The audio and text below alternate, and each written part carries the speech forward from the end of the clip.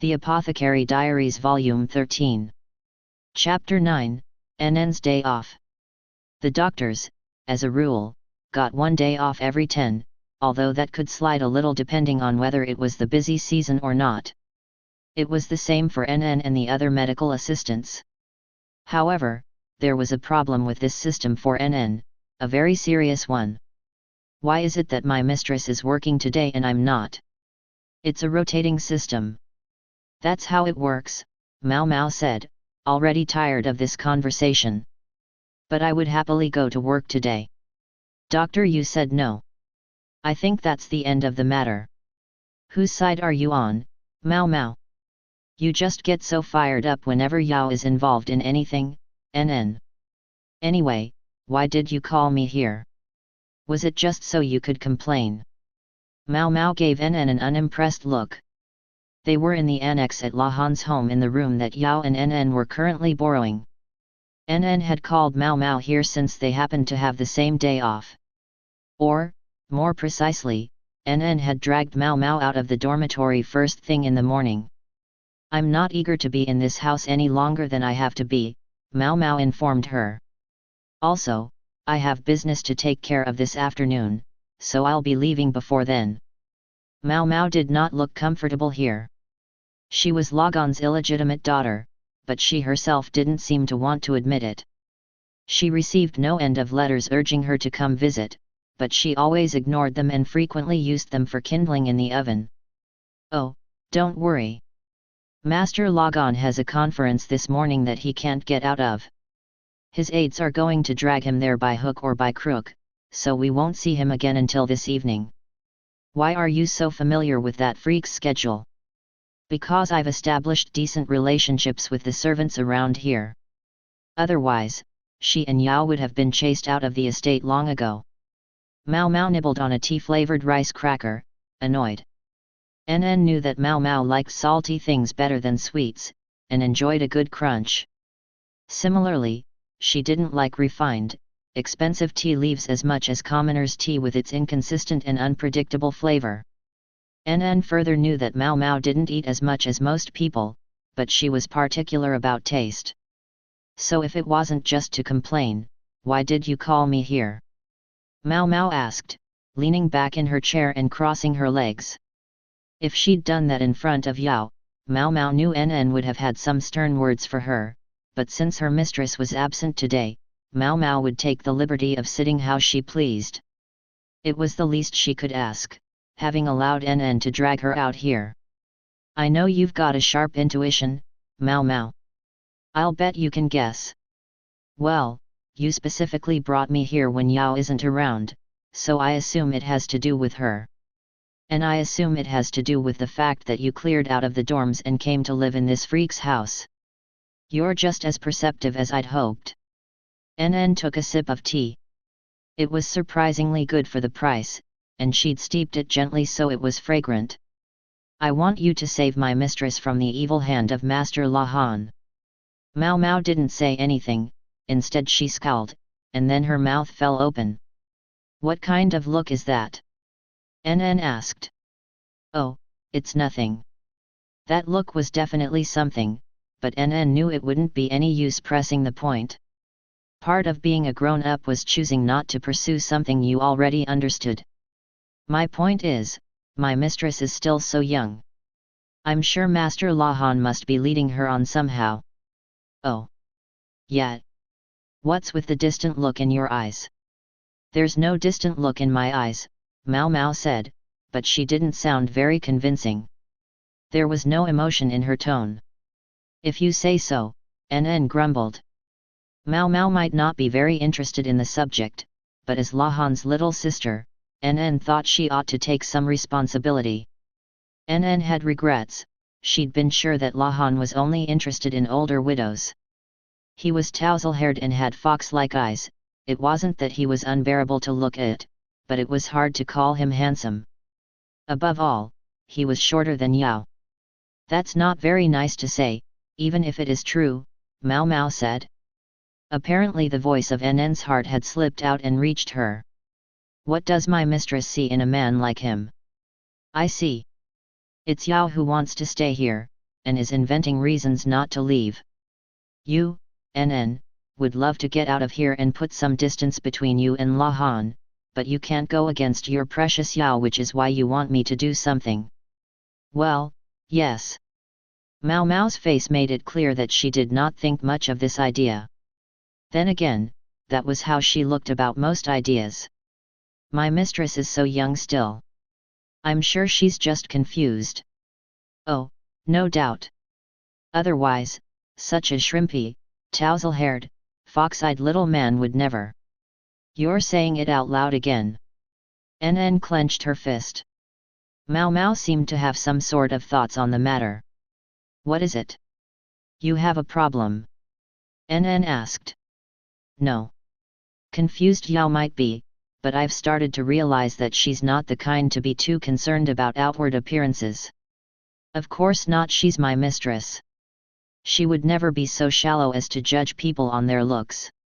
Mao Mao didn't say anything, but gave NN a skeptical look. What? Why are you staring at me? Said NN. Oh, it's nothing. That would imply, however, that Yao is seeing what's inside La Han, and that's what's causing this confusion. No, that couldn't possibly happen, or so NN wanted to believe. What's inside La Han is trash, Mao Mao said in annoyance, and I have to admit I don't know what she could see in him either. I know, right? I agree completely.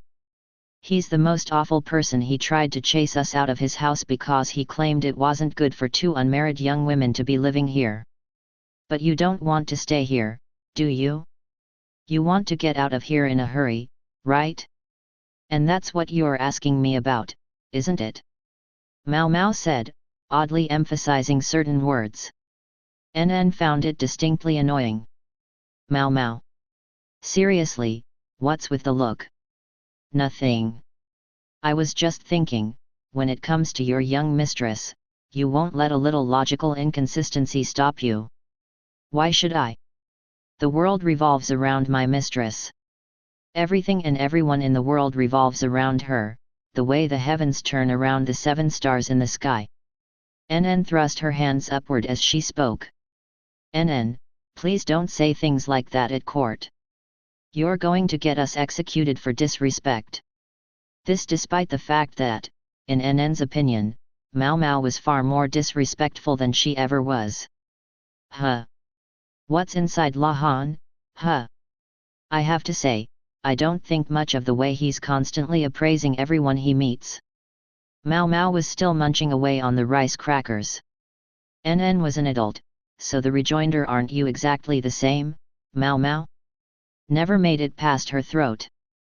I do wonder what Yao would be drawn to in him, Mao Mao went on. That's what I'd like to know. Can't you think of anything, Mao Mao? This is just imagination on my part, but I think La Han has a clear grasp of general standards, as well as a very firm idea of his own preferences. Maybe Yao, who's never been a fan of stereotypical woman's happiness, finds that novel and exciting. So he's got his own unique standards? I guess I could understand, in that he doesn't look at gender differences but purely at practical ability. I guess the Law clan is full of people like that, folks like you and Master Logon. Mao Mao bristled. I am not like that, and would you kindly not speak that freak's name in front of me? Surely I can at least say his name. Don't you feel like if you say it, he might suddenly appear behind you? Okay, yeah, I can see that. NN had experienced it more than once herself.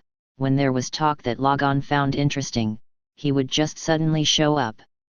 So he judges people by their abilities, without considering whether they're supposedly important, or their length of service, or even whether they're male or female. In a way, you could say he's almost Yao's ideal man, said Mao Mao. Ideal? Absolutely not. NN said, veritably shaking as she rebuffed the idea. There are lots of fine gentlemen so much more suited to my mistress. To suggest that Master Logon is her ideal. That's not the ideal I'm talking about. But anyway, does this mean that you do have it in mind to see Yao married, NN? Yes, she should have a husband. As long as he meets my standards. I don't think that's going to happen in this lifetime, Mao Mao said. She looked exasperated and gave a very theatrical sigh. It could too. NN was about to detail to Mao Mao her ideal husband for Yao when there was a knock at the door. Yes? Who is it? NN asked. Mao Mao hid in the shadows, alert to the possibility that it might be Logon. Please pardon me, said a voice. It wasn't Logon, but a boy whose voice had yet to change. Sifan, the fourth child, entered the room. He was one of the kids who worked at Logon's estate, and he was very clever. Lahan didn't accept rent, so NN gave money to Sifan instead. There was no risk of him embezzling. He knew it would be idiotic to try to skim some off the top. Logon would find out and chase him out of the house. What do you need? NN asked. I've got company. I'm sorry, I realize that. However, I thought a moment when Lady Yao was out of the house would be a good time to speak to you. It has to be when my mistress is away? What do you mean? San Fan wishes to meet with you, Lady NN. NN swallowed heavily. All right. Well, it looks like you've got things to do. Mao Mao, sensing the perfect opportunity to escape, grabbed one more rice cracker. NN clutched her wrist. Come with me, won't you, Mao Mao? I couldn't. I'd only be a third wheel. San Fan said it would be no problem. In fact, she says she's tried to summon you repeatedly by letter, said Sifan. Mao Mao looked away pointedly. Please tell her that NN and Mao Mao will both come to see her. NN smiled sweetly, while Mao Mao drew her lips back in a grimace. Chapter 10, NN and the Love Chat. Mao Mao and NN were shown to San Fan's room, which was quite large for a servant's quarters. As far as NN could tell, in Logon's household there were ordinary servants and not so ordinary servants. The ordinary servants were mostly people who had been brought in by Lahan. The not-so-ordinary ones were the people Logon himself had accumulated from here, there, and everywhere. The man known as the strategist was perfectly average in terms of his looks and physical abilities, perhaps even a bit below average, it was safe to say. He was of medium height and build, had eyes like a fox's, and an unpleasant grin. The only really distinctive thing about him was the foreign monocle that he wore. Officially he was a soldier, but he lacked any muscle to speak of. Nor did he have any stamina. He couldn't hold his liquor, and he could barely survive a trip on any kind of moving vehicle. Apparently he had spent time in Isei province long ago, and he could at least ride a horse. He seemed every inch a useless lout who'd gotten his position purely thanks to his bloodline. At least, that was what people had thought of him until a little over 10 years ago. Then, for some reason, Logon had wrested the family headship from his father to become the leader of the Law clan. After that, opinions of him changed completely. Logon himself, when alone, was an inveterate dullard, but he absolutely excelled at making use of other people. Nobody was a better overseer of people than he was. Logon could see a person's particular qualities and talents at a glance, and somehow he was also able to see straight through people's lies. He would draw out those who were not blessed with excellent superiors and curry favor with them, while hostile forces he would destroy from within. Those who opposed him found themselves exiled if they were lucky, and executed if they weren't. At present, there was no one in the court who dared to stand against him. The servants brought in by such a man were never going to be completely ordinary, and San Fan, who had joined Logon about 5 years ago now, was one of them. She was a little short for a man, but a bit tall for a woman about the same height as Yao. She was a woman, but typically wore male attire. Lady Mao Mao, NN. You must excuse me for summoning you, San Fan said, the slightest of smiles on her handsome face. What do you want with us? Mao Mao asked, and she sounded very annoyed. I simply wanted to welcome our honored guests, and we can do without the play acting. Could you do us a favor and get to the point? NN broke in, cutting to the chase. Mao Mao nodded vigorously, she had been about to say the same thing. Cleverly, San Fan had put out tea and rice crackers. She, too, knew Mao Mao's preferences, it seemed. Very well. Let me be direct. San Fan looked at NN. This is about your Yao. My Yao? Well, aren't we feeling very familiar? NN wasn't about to put up with hearing San Fan refer to Yao like that. Are you suggesting that because she's Vice Minister Lu's niece, I should refer to her as the young mistress? From my investigations, I'm aware that Yao shuns her uncle's reflected glory. Taken purely on her own terms, she's just another lady of the court, isn't she? Is she so distinguished that I should afford her a title of honor? That slight smile played across San Fan's face again, but it didn't reach her eyes. No matter how you sliced them, those were fighting words. Just as NN had looked into San Fan had done the same for NN and Yao. She must have researched Mao Mao's background as well, because the tea snacks were crunchy, salty rice crackers, exactly the kind Mao Mao liked. She munched happily on them. Are you trying to start something? NN demanded. Nothing of the sort. I only called you here because I thought talking might be to our mutual benefit. And how is that? It's your mutual benefit, so this doesn't involve me, right? Can I go home? Mao Mao asked, looking for any excuse to get out of there, but NN grabbed her wrist again. San Fan. What is this mutual benefit, exactly? I'm glad you asked. It's my opinion that nobody stands to gain from you and Yao staying at this house any longer. I urge you to go somewhere else, and as it happens, I've found the perfect place. My understanding is that you've long since vacated your dormitory, is that correct? San Fan took out a piece of paper on which blueprints were drawn. The place was bigger than the room NN and Yao occupied now. There were more ovens in the kitchen, and a well nearby.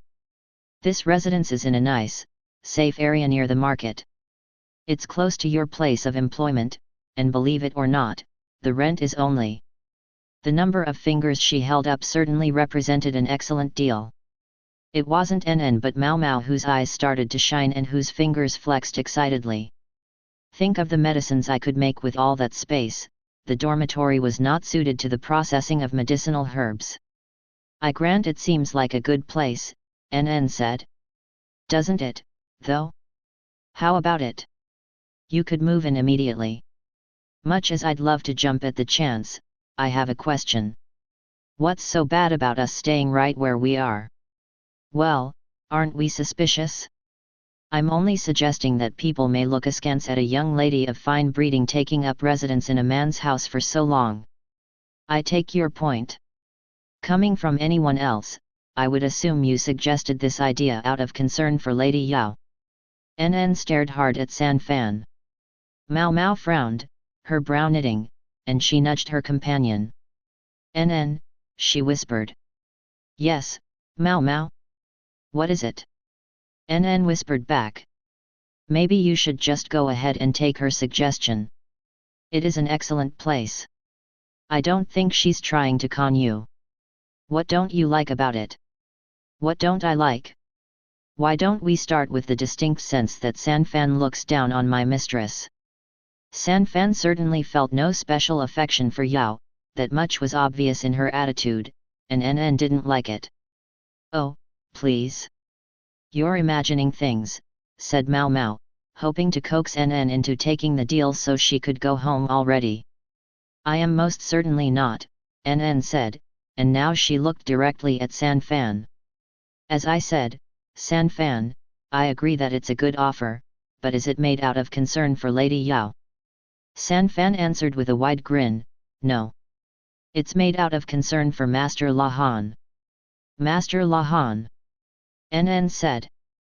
She'd known perfectly well that San Fan hadn't been thinking about Yao, but hearing it put so starkly left her at a bit of a loss for how to respond. NN considered the situation. True, from her perspective, San Fan's suggestion wasn't a bad one. But it came with a distinct lack of respect for Yao. What did that represent? San Fan said, to be quite honest, I'd be curious to know how a young woman of marriageable age justifies moving into a young man's house, no matter how much she may resent her uncle's attempts to arrange a match. Particularly considering that meddlesome uncle is currently far away to the west, with no indication of when he will return. I simply don't know where she finds the nerve to stick around. Just as NN began to really bristle, Mao Mao nudged her again. NN, is it possible that you actually agree with Sanfan's suggestion as such, but because it comes from Sanfan, you can't bring yourself to simply say yes? No. Nothing of the sort, NN said, but it took her a long moment to say it. Mao Mao could be remarkably perceptive about what other people were thinking and feeling. NN just wished she would have picked a different time to activate that ability. Where was it when NN needed it? You're frowning very, very hard right now, NN. And your face is twitching. Mao Mao was giving NN a scowl of her own. You're imagining things, NN said. I don't have any particular objections to her idea. Then hurry up and say yes. Not to mention, that'll solve the problem you were asking me about. She was right, but it didn't feel right. I'd have to ask my mistress what she thinks, said NN. There was no telling how Yao might react if she learned NN had summarily moved them out of the mansion. She might not speak to her for 3 days. At the end of the day, Yao really has you wrapped around her little finger, doesn't she? Mao Mao grumbled. Are you done with your little huddle? Sanfan asked. I can't say yes or no to moving out until I've consulted with my mistress, NN informed her. No. Sanfan tilted her head, puzzled. Here I thought I'd found an offer that fit all the conditions for your ideal place you described to Sifan and the others. NN was getting angry at the sense that Sanfan was controlling this conversation. Let me ask you something, then, she said. Why are you so eager to get us, and especially my young mistress Yao, out of this house? Perhaps you would be so kind as to enlighten me. NN was feeling petty. She thought Sanfan was hiding something and wanted to see her squirm a bit. Sanfan's expression never shifted, however, as she declared, I am deeply in love with Master La Han. I would and will do anything for him. So when some misguided, wet behind the ears little girl shows up and tries to make herself his wife just by moving in, what can I call her but a hindrance? Who's a wet behind the ears? Little NN was leaning forward when it happened. PBBBBBT. The glittering wad of spit came from Mao Mao. It was filthy, and NN unconsciously took a half step back. Pardon me very much, Mao Mao said. Not at all. Tea and bits of rice cracker clung to Sanfan's face. Sanfan, are you insane? Mao Mao asked. And what would cause you to question my sanity? She replied, dabbing at her cheek with a handkerchief. Tousle glasses, that's what. He only ever thinks about making money, he never lets a relationship go too far, and speaking of women, he's specifically said that he thinks widows are perfect like the piece of trash that he is. He's got completely average looks, but if the numbers were lovely enough, he'd be asking whether he could have a child with another man. And on top of all that, anyone who did marry him, I guarantee, would find that freak strategist came with him. Mao Mao's analysis was accurate, if rather cruel. I know all that. I also know that he'll cut loose anyone and everyone he must to achieve his goals, and that when it comes to those he doesn't get along with, he'll make sure they find themselves between a rock and a hard place without ever getting his own hands dirty or leaving any evidence.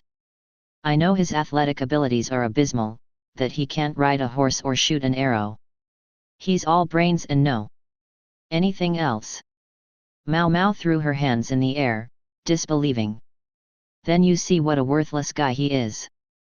Her reaction was so over the top that NN's fury at Yao being called a little girl seemed slightly less absurd in comparison. It was then that Sanfan blushed, just faintly. I realize that Master La Han may not appear to be such a wonderful person, but nonetheless, he was the one who gave me the opportunity to live like myself. He doesn't twist his thinking just because something is beautiful.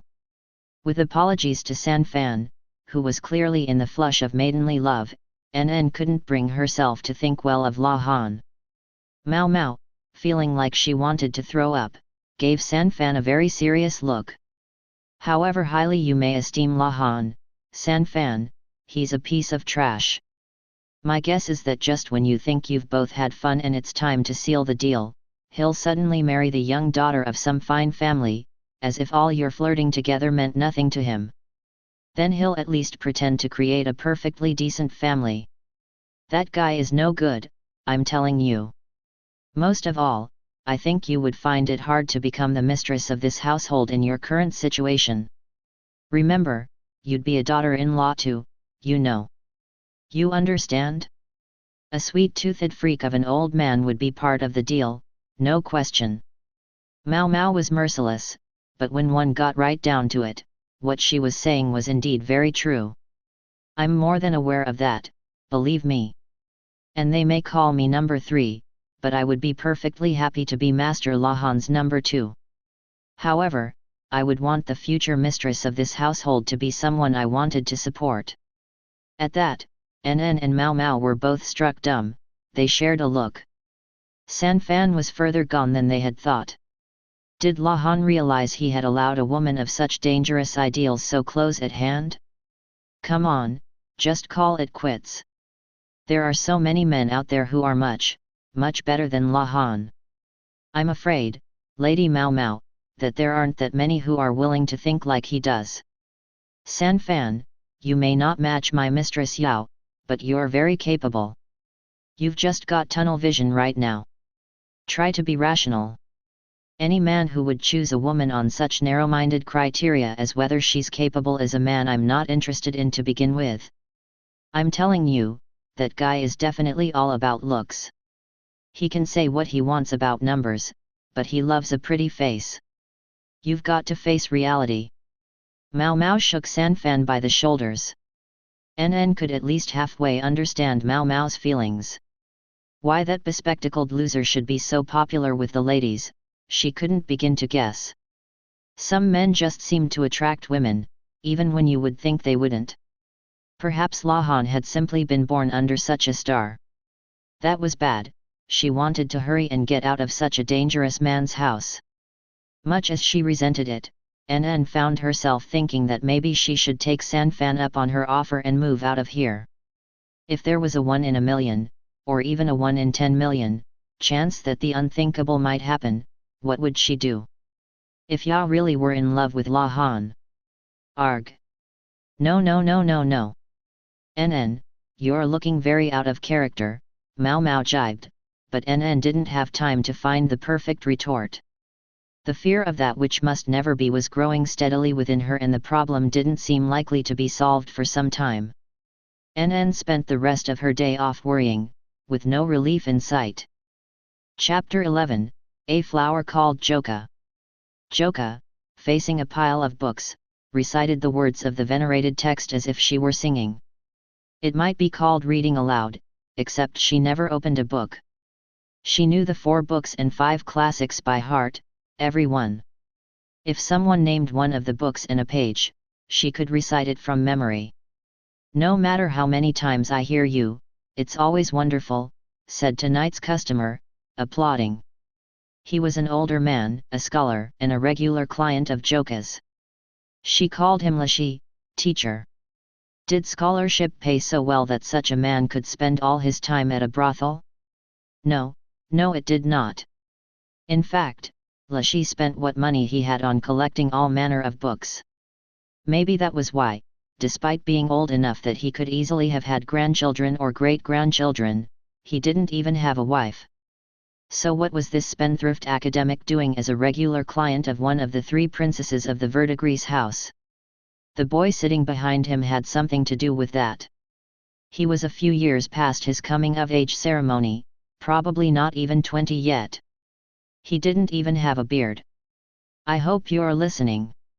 If Joka says you know what you're doing, you'll have no trouble passing the civil service examination. This customer was a teacher as well as a scholar, and a number of his pupils had passed the civil service exam. Joka, a courtesan who nonetheless knew all 9 classics by heart, was much in demand among those seeking to sit the examinations. Come exam season, would-be test-takers lined up outside the verdigrease house. It was something of a good luck charm. Rumor had it that if Joka acknowledged your skills, you were sure to pass. It was said that passing the civil service examination would see your family living in ease for 3 generations, so parents spared no expense in educating their children. The stories about Joka might be rumor or superstition, but still people would spend on her. And thus this old man came to drink wine on the coin of parents investing in their sons' futures. The verdigrease house was not interested in visitors without an introduction, so the hopeful test-takers would ask Lashi to help them meet Joka. Joka was a courtesan, yes, but she was a world apart from her cheaper counterparts. She sold not her body but her talents. Courtesans who sold their favors were consumables. Through repeated illnesses and abortions their bodies would weaken until they were too frail to take customers, whereupon they would no longer be able to eat and they would die. The woman who had borne Joka had been such a woman of mean talents. Beautiful looks were all she'd had to offer, and she'd been too sure that her youth would never fade. As a result, she'd been taken in by some playboy who'd gotten her pregnant, and she had died cursing his name. The pleasure district was full of such foolish ladies. Like Joka's older sister, the woman who had given birth to Mao Mao. Joka had no gift for dancing, nor any special talent for board games. But she did read books, the big, hulking ones that drove other people away. She would read them until her eyes were bloodshot, learning every word by heart. It was all she could do. She didn't have the gift of the gab and hated men, so instead she polished her one distinctive skill. That's really something. I've only learned half that text so far, the youngster said. Half? With those rosy cheeks of his, how come he hadn't learned the whole thing yet? If he had time to ooh and eh over her accomplishments, he should spend it poring over the books lying in front of them. They had proper lamps here, he wouldn't even have to study by firefly light or the moon reflected off the snow. He could read to his heart's content. I'm taking the test this first time as sort of a practice run. Then I'll pass it the next time, he said. He was planning to pass on the second try? He wasn't taking this seriously. If you didn't go in resolved to pass the first time, then the second and the third would be no different. Joka restricted herself to answering the questions she was asked. The young test-taker, still not accustomed to being around women, looked at her hungrily, his cheeks flushing. Joka let him look, contributing calmly and politely to the conversation, and gradually he became more talkative, drunk on the wine and on her. The drunkenness brought out the bravado. He boasted to her of how he had been called a child prodigy, how even if he couldn't expect to pass the test on the first try, he would absolutely do so the second time around. He wanted to show her his best side, and that was all well and good, but Joka had seen any number of self-proclaimed child prodigies. Lashi let all this go on, enjoying the drinks. No wine tasted as good as free wine. Sir, time is up, an apprentice advised them. The incense stick that measured their meetings must have burned all the way down. Ah, and just when the conversation was really getting going, the boy said. Yes, sir. We have a carriage outside for you. Please watch your step on your way out. Oops. The wine has you swaying. Lashi sent the boy on ahead. His student took a last wistful glance at the room as he went. So, what do you think of him? Lashi asked Joka. Hopeless, she replied. Someone so cocky but with so little stomach for this endeavor is never going to survive several days holed up in a cave writing essays. Merciless, as always, I see.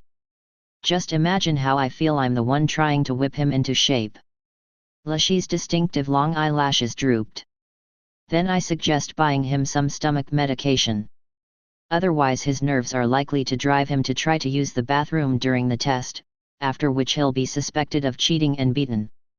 The civil service exams were the gate that led to the bureaucracy, so there were many who would stop at nothing to pass them. As such, penalties for cheating were harsh, up to and including execution in particularly bad cases. Yes, I think you're right, Lashi said, stroking his beard. The way he looks, I think he would need at least 20 years of study to have any hope of passing. The average age of those who passed the civil service examination was somewhere in their 30s.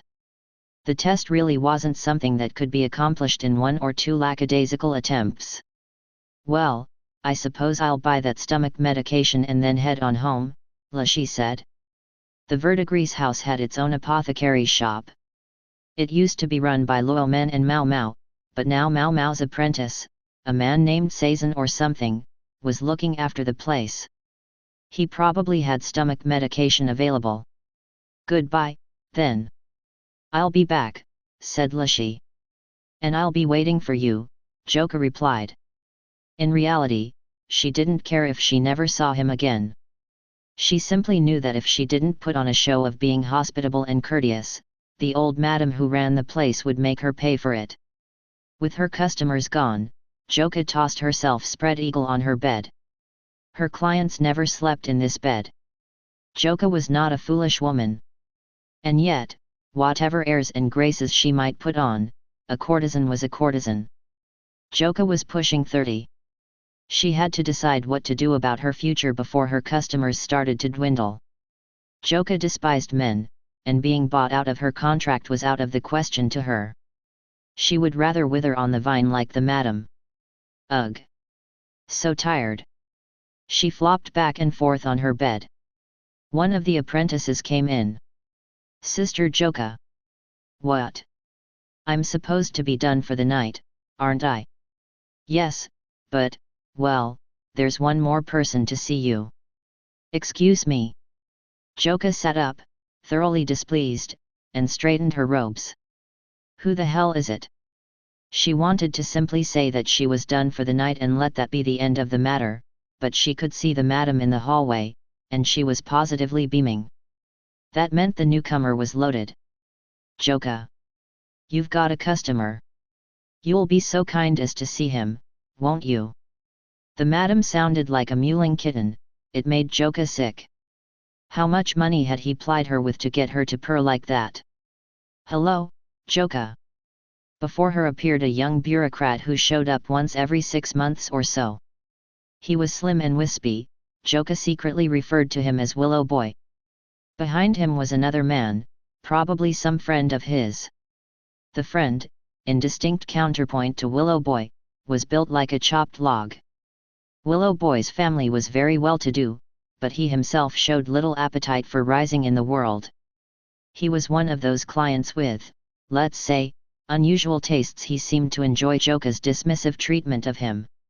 Every time he visited he constantly begged her to step on him. It annoyed her no end. It's been too long, she said once again, only for form's sake. Her heart might not be in it, but her act was flawless, so that even the madam couldn't complain. It was a skill she had learned in order to continue doing work she didn't want to do, but on Willow Boy it had the opposite effect. Ooh, I like that. That look in your eyes. He turned a smitten look of his own on her, giving her goosebumps. She knew he wouldn't try to force them to be closer than they were, but nonetheless it was exhausting to deal with him. Is something the matter? Normally you send a letter before you visit, Joka said, her indirect way of telling him to make a damn appointment. Ah, my friend here was so insistent we should come today. He turned to Log Boy. This is her. This is the famous Joka of the Verdigris house. Ho! You're every bit as beautiful as I would expect of one of the most storied residents of such a famous house. Your lustrous black hair is particularly stunning, said Log Boy. Joka had heard it all before. She tried to remember when she had become one of the most storied residents of the Verdigris house. It was years ago now that the 3 princesses had been at their height, and Joka was now old enough to think about retirement. She had not, however, fallen so far as to actually speak to someone she was meeting for the first time. Instead she simply bowed. May I not even hear your voice? Log Boy asked. Ha ha ha. You think it's that easy to get her to talk to you? She didn't even pour me a cup of wine until my 5th visit.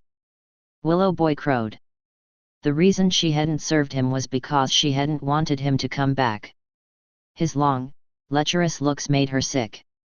It was only on his 5th visit that she had finally given up and accepted that he wasn't going away, so she might as well squeeze some money out of him. May I ask what brings you here today? Shall I recite a poem? Ah, fair question.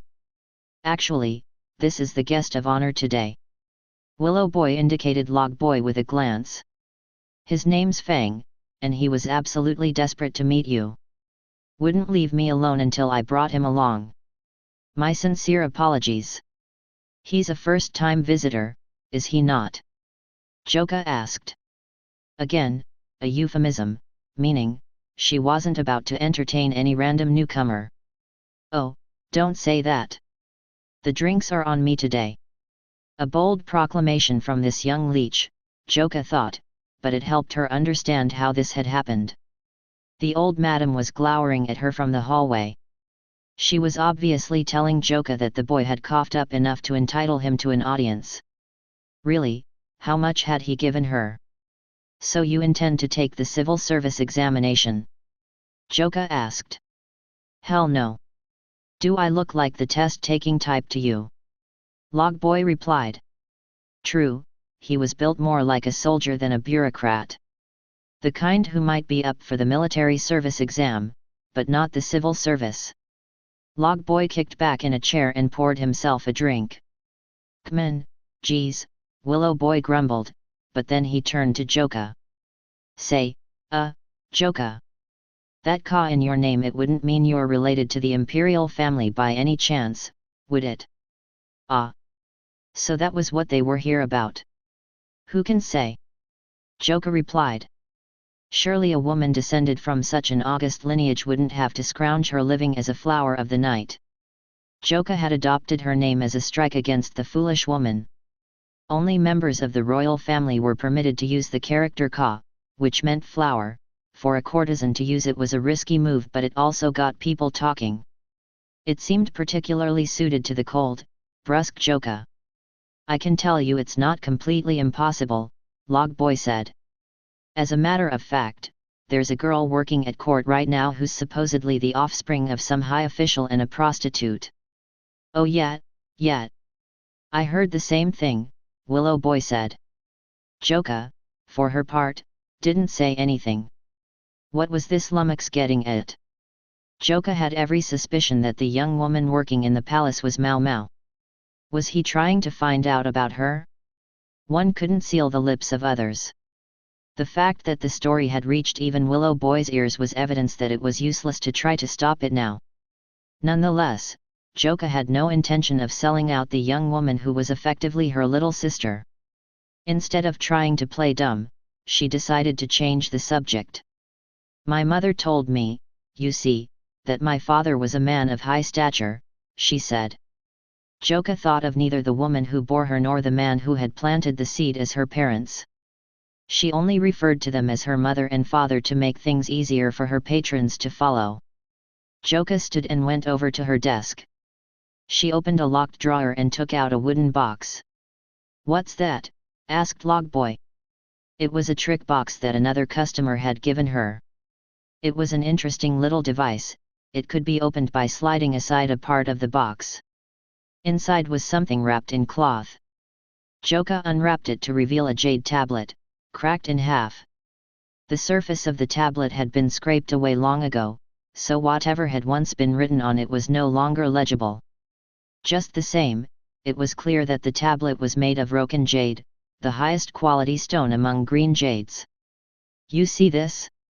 A bit of old junk, yet my mother treated it like a treasure, Joka said. As far as she was concerned, she could have thrown it away without a second thought. But it was the perfect tool for getting her name out there, a conversation piece that looked very significant and got customers talking. Why not use that tablet to declare yourself your father's daughter? Log Boy asked her. Whatever this tablet once said is long gone now. And worse, it's cracked in half. My mother could have stolen it, for all I know, Joka said dismissively. She had to keep her origins artfully ambiguous. Playing at having noble parentage was all well and good so long as it merely stirred up rumors, but she couldn't have anyone taking the idea too seriously. If the madam ever caught a whiff of the slightest possible trouble with lèse majesté, she would cut Joka loose in an instant.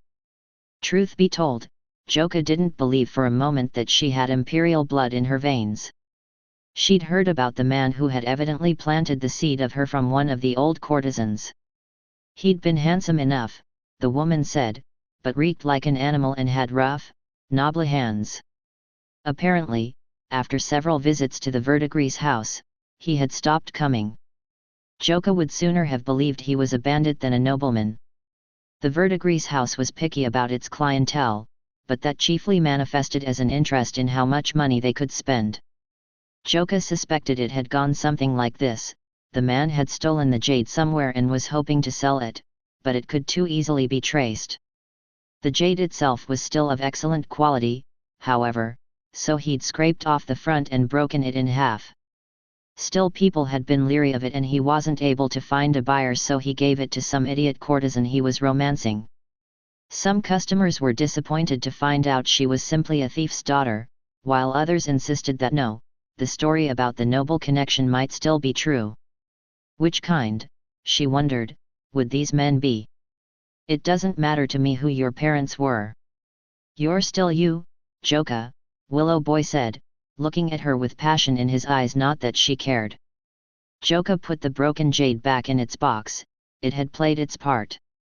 I'm only sorry to disappoint you, she said. No disappointment at all, the man called Fang said. But would you consider selling that tablet to me? Of all things she'd thought he might say, she hadn't expected that. As you can see, it's only a broken, shaved down piece of stone. It has no value, Joka replied. That's perfectly fine. The romance of it is what interests me. The story. Joka had no special attachment to the tablet as such, but that didn't mean she was prepared to part with it at a mere suggestion. Giving it up would mean losing the air of mystery, the suggestion that she might, just might, be related to the imperial family. I'm terribly sorry, but I'm afraid it's not for sale. It may be simple junk in the eyes of the world, but for me it furnishes my one small connection to my late mother. Joka looked demurely away and caught the apprentice's eye as she did so. The girl took the hint and went to call the madam. I simply can't trade the memory of my mother for mere cash. If she were to do so, it would be only when she was ready to retire as a courtesan. Ah, Fang. Now you've made things awkward with Joka, Willow Boy griped. I certainly didn't mean to, Fang said, but his eyes never left the wooden box. The madam appeared and clapped her hands loudly. All right, gentlemen, the incense has burned down. It's time to wrap things up. Oh. All right. Fang, let's head home. Willow Boy practically dragged Fang out of the room. Joka typically found Willow Boy a rather unpleasant customer, but at least he knew when to make his exit. Until next time, sir, she said as he left, in her usual cold, flat tone. Chapter 12, Joka and her little sister. About a month after Joka showed her broken jade tablet to the two customers, her little sister Mau Mau came back for the first time in nearly a year.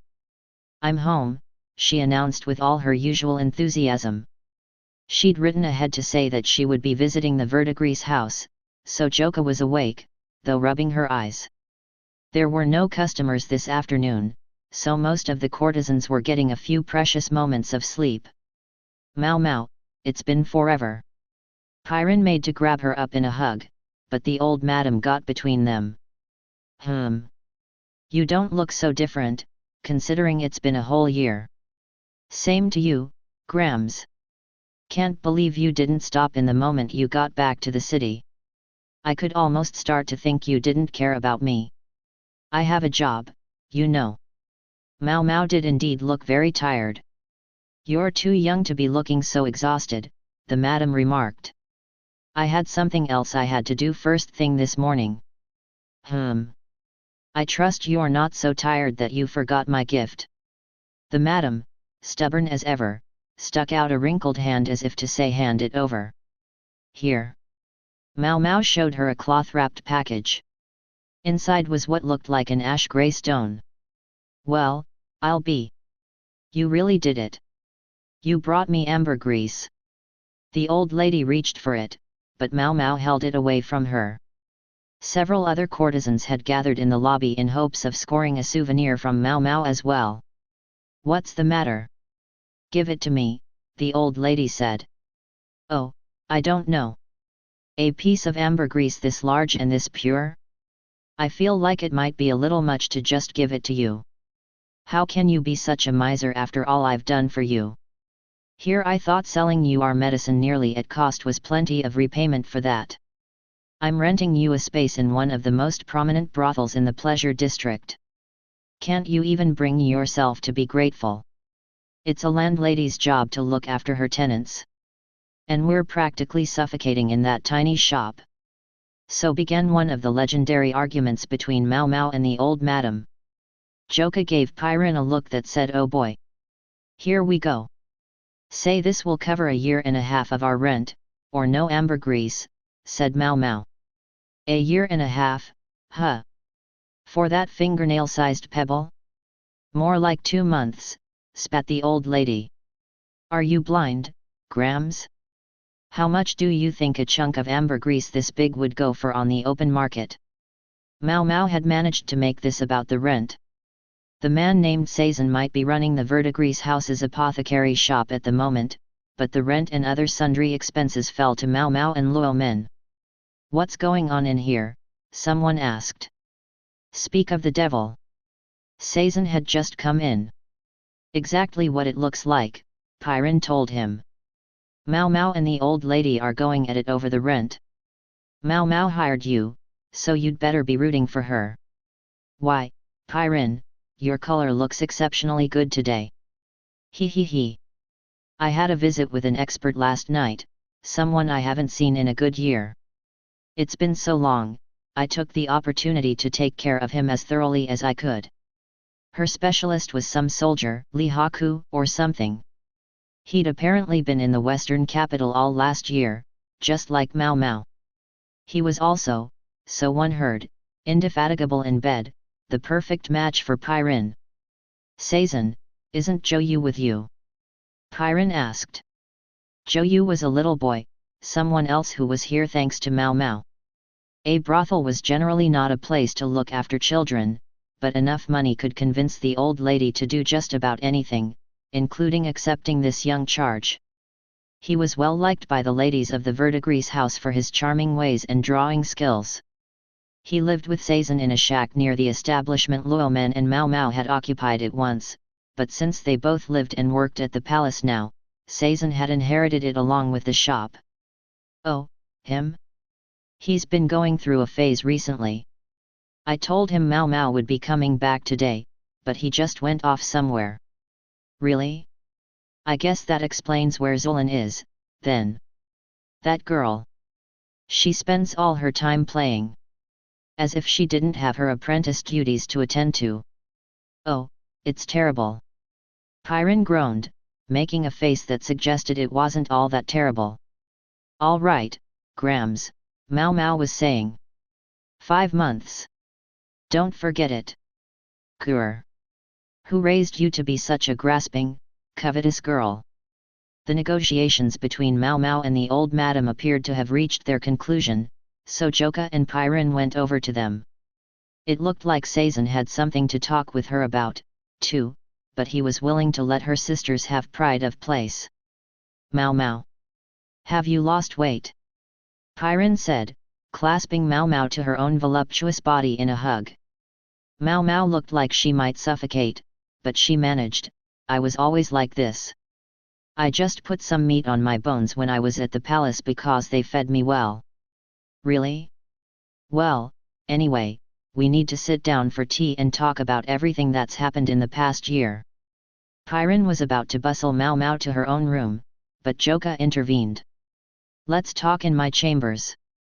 Oh. Pyrin had just been with a customer last night, or more precisely, until this very morning.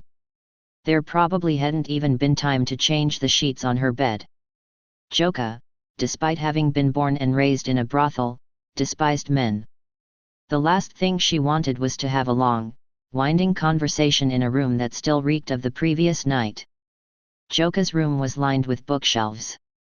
In order to entertain the civil service test takers, she had to read not only the 4 books and 5 classics but all manner of learned books.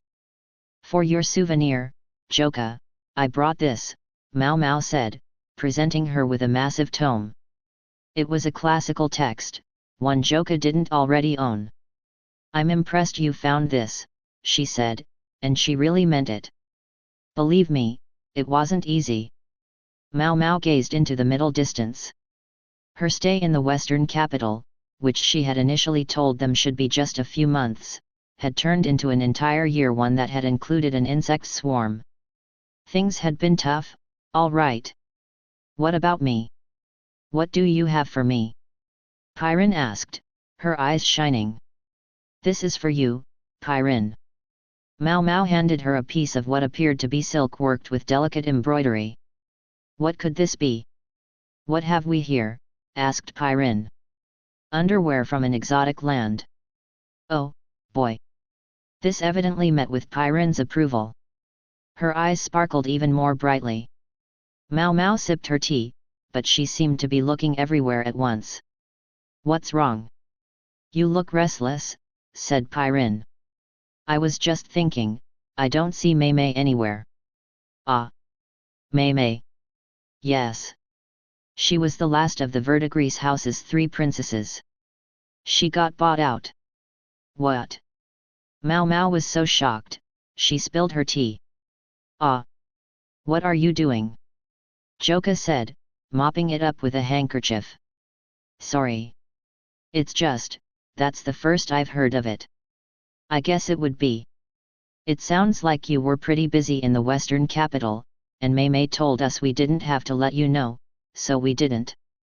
"Okay, but, bought out? Seriously?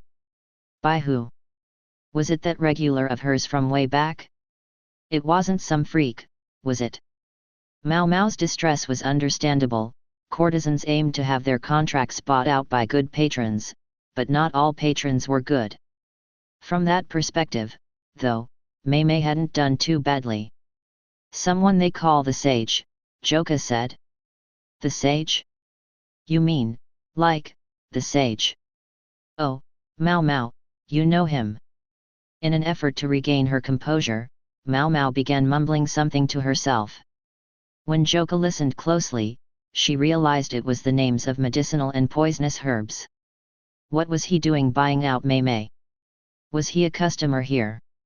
Mao Mao asked. "Ah, yes," Pyrin said. "Your daddy I mean Master Logon brought the sage here before he left for the western capital."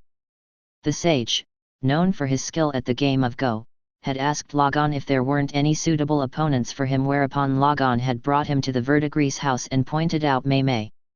Mei Mei did spend all that time playing Go with that filthy, grinning, stubble-faced old bastard, after all, Joka said. Yes, he may have smelled like he hadn't bathed in 10 days, but she saw his play style up close, Mao Mao reflected. Mei Mei had always played down her abilities, but she might have grown even stronger than the departed Feng Xian. He. Listen to you both. You're terrible, Pyrin said with a laugh. After he'd been coming here about 6 months, the sage said he wanted to buy out Mei Mei's contract. Not that Mei Mei was eager at first. The madam gave her a nudge. She said there wouldn't be a better patron down the line. So that's how it happened. Mao Mao sounded like she could accept that. The sage is an acquaintance of Master Logon's, and they still live in the capital, so you should be able to visit her anytime you like. That's why she didn't send you a letter. Huh. I'm still pretty shocked, Mao Mao said. Joka didn't blame her. Mei Mei is very lucky, I'd say. The sage said he'd take her on as a pupil, she remarked. A pupil, huh? Even if he meant that, his family can't have been pleased. His wife has passed, and he has no children. Plus, he claims that he's long since cut ties with the family who came out of the woodwork when he became the Go Sage. I gather he has lots of pupils, but I think our dear sister Meimei will be able to hold her own. Meimei was a full-fledged courtesan, and she had always been the best at the Verdigris house when it came to reading the subtleties of other people's emotions. Besides, with Master Lagan's introduction, who could interfere? Mao Mao didn't seem to like that, but she did seem to accept it. Courtesans tended to think of being bought out as the be-all and end-all, but life went on after the money was paid. Better to have a backer than not. Meimei is definitely the most newsworthy thing that happened around here.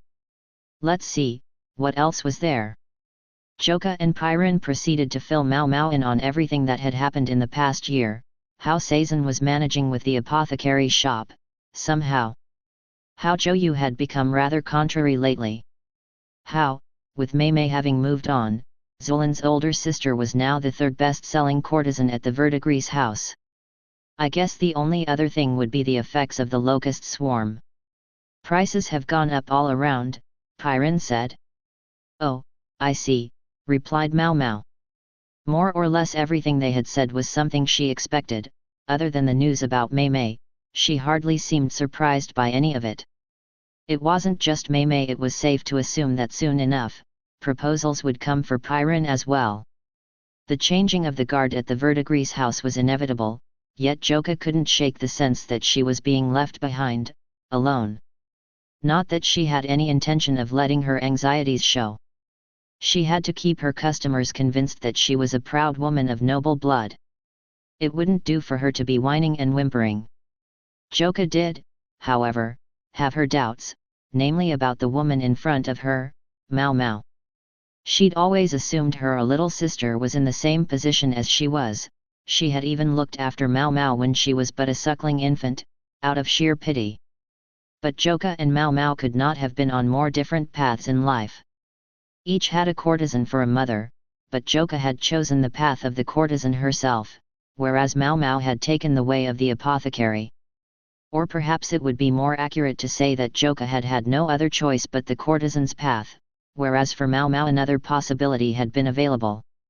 If Joka had had someone who could have been to her what Luo Men was to Mao Mao, would her life have been different? It wasn't that Joka regretted the life she had in light of this hypothetical other existence. Nor did she feel any jealousy toward Mao Mao. That would be to strike down something Joka herself had helped to raise up. While Joka was ruminating on all this, Mao Mao was telling Pyrin about everything that had happened in the western capital, how she had gone as an assistant to the medical officers. How the freak strategist had been there, and what a pain it had been. How a man known as the older brother of Lahan had been along. She spoke about the swarm of insects and being attacked by bandits. The fact that she seemed to skip over certain parts of the story was probably because there were things she couldn't reveal publicly. Naturally, serving at court would bring one into contact with things that must not be spoken of, although there were plenty of customers at the Verdigris house who didn't seem to understand that and would chatter quite freely. Okay, slow down. What's all this about being attacked by bandits? What happened exactly? Pyrin pressed. Pyrin, dear sister, you can see Mao Mao doesn't want to talk about it. Leave it alone, Joka said. But she had a question of her own. Who's this person you keep calling Lahan's brother? That was the only thing that she was really curious about. Lahan's brother came up in Mao Mao's stories more than any other name, if you could call it a name. He's the older brother of Lahan, and he definitely worked harder than anyone else on this trip, Mao Mao said. I don't follow. He worked harder than anyone, and you left him behind? Joka inquired. Whoever Lahan's brother was, he had certainly been through and put up with a lot. So, Mao Mao, don't you have anything else to tell us? Pyrin cooed. What do you mean? Mao Mao might not have realized it herself, but she seemed subtly different now from before she had left. Joka had noticed it, and it certainly wouldn't escape Pyrin, who was as sensitive as anybody to the telltale signs of love. Going to play dumb, are we? Then maybe I need to tickle you until you beg to tell me what you're hiding. Mao Mao went pale. To be tickled by the foremost bedroom performer in the verdigris house indeed, in the whole pleasure district would leave no one unscathed, not even Mao Mao. As far as Joka was concerned, she wouldn't push Mao Mao when it came to secrets she couldn't divulge, but as for other subjects, even Joka felt a certain mischievous impulse. Of course, if Mao Mao really didn't want to tell them, Joka wouldn't genuinely force her. But Mao Mao's expressions were unmistakably different from before. It's really nothing much, Mao Mao said. Oh, tell me another one. Do you really think you can lie to your big sister? You are in love. Pyron's hands ran up and down Mao Mao, who reacted like a hissing cat. Stop that. I mean it. So she really didn't intend to tell them, even in the face of Pyron's tickle assault. That only seemed to inflame Pyron further, her eyes gleamed and grew ever more intense. If Pyron was sensing something from Mao Mao, there was definitely love afoot. Joka believed she and Mao Mao had similar views of romance, and she knew that if she were to ever fall in love herself, she would certainly not want everyone teasing her about it. One more reason she tried to keep that word, love, at arm's length. That rapport inspired her to take pity on Mao Mao. She didn't want to see the young woman pressed any harder on this subject. Dear sister, I think she's had enough, Joka said. If she were to wind up with any strange proclivities thanks to you, who knows what it might lead to later. Oops. You might be right about that. Mao Mao, having endured the tickling, lay twitching on the floor. After a few long seconds, she heaved herself up with a resentful look at Pyron. Anyway, Joka said, this is Mao Mao we're talking about. If she has a love story, I'm sure it's not fiery and passionate enough to be exciting to you, Pyron. If I had to guess, whoever he is, he just kept bugging her while she waited patiently in hopes that he would give up already, but she finally lost that battle of wills. Mao Mao blinked and looked at Joka. Joka had been merely talking off the cuff, but apparently she'd been right on target. She heaved a sigh. Mao Mao, you're very fortunate. This person is clearly very persistent, extremely stubborn, doesn't know when to quit. Gee, he sounds like a real catch, Pyron interjected, but Joka ignored her. And is good enough that even you were willing to let him win. Mao Mao looked down, which was something Joka knew she did when she was trying to hide embarrassment. It made Joka smile a little, but at the same time, she found herself feeling jealous. They had been raised in the same environment, with the same values, so how had their paths diverged so sharply? I don't know who he is, but he must know how to tough it out, she said. In fact, it was a lie to say that she didn't know who Mao Mao's partner was. There was a time when Mao Mao had briefly returned to her apothecary shop, and one particular noble had visited her incessantly. When she'd entered palace service, it had been at his instigation. So Joka knew it was her small act of kindness to pretend she didn't. I will warn you of one thing, though. Don't be content just taking. He may say he'll give you anything, but don't act like that's the end of it. Take what you get and become your best self. If you settle for just getting, you'll never be more than second or third rate. Although she was speaking to Mao Mao, Joka felt like she was talking to her past self. Mao Mao cinched her lips tight. She was a smart young woman, she didn't need Joka to tell her this. She would have figured it out on her own. Well. Listen to you, Joka. Pipe down, sister. Joka pursed her lips. Pyron had started getting handsy with Joka instead of Mao Mao now, so she pointedly got up and moved to sit in front of her desk. She took a sip of her tea, which had gone cold. By the way, something happened practically the moment we got back, Mao Mao said, trying to change the subject. They found this corpse. The guy had been hanged. Murder, apparently. And right in the freak strategist's office. Apparently Mao Mao had been so shaken by the experience that she was even willing to bring up the freak strategist of her own accord. Yikes, said Pairin. Well, this conversation took an unexpected turn. Joka said not that she wasn't intrigued. Did Master Logon kill him? Pairin asked in a tone that suggested this would not have surprised her at all. This guy was a soldier, a real beefcake. That old fart could never have done it by himself, Mao Mao said. True enough. Logon was not a physically strong man. If he were behind this killing, he would have had to get some of his subordinates to do it. As it transpired, the man had been a three-timing womanizer. What a creep, Pairin said. I'm not sure we're in a position to criticize, replied Joka. It was hardly unusual for a courtesan to entertain many customers in a single night. She might even beg a few minutes away from one client, claiming she needed to go to the toilet, and sneak off to entertain another customer. So all three of the women he was fooling around with got together and killed him? Serves him right, said Pairin. To be perfectly honest, I thought he'd brought it on himself.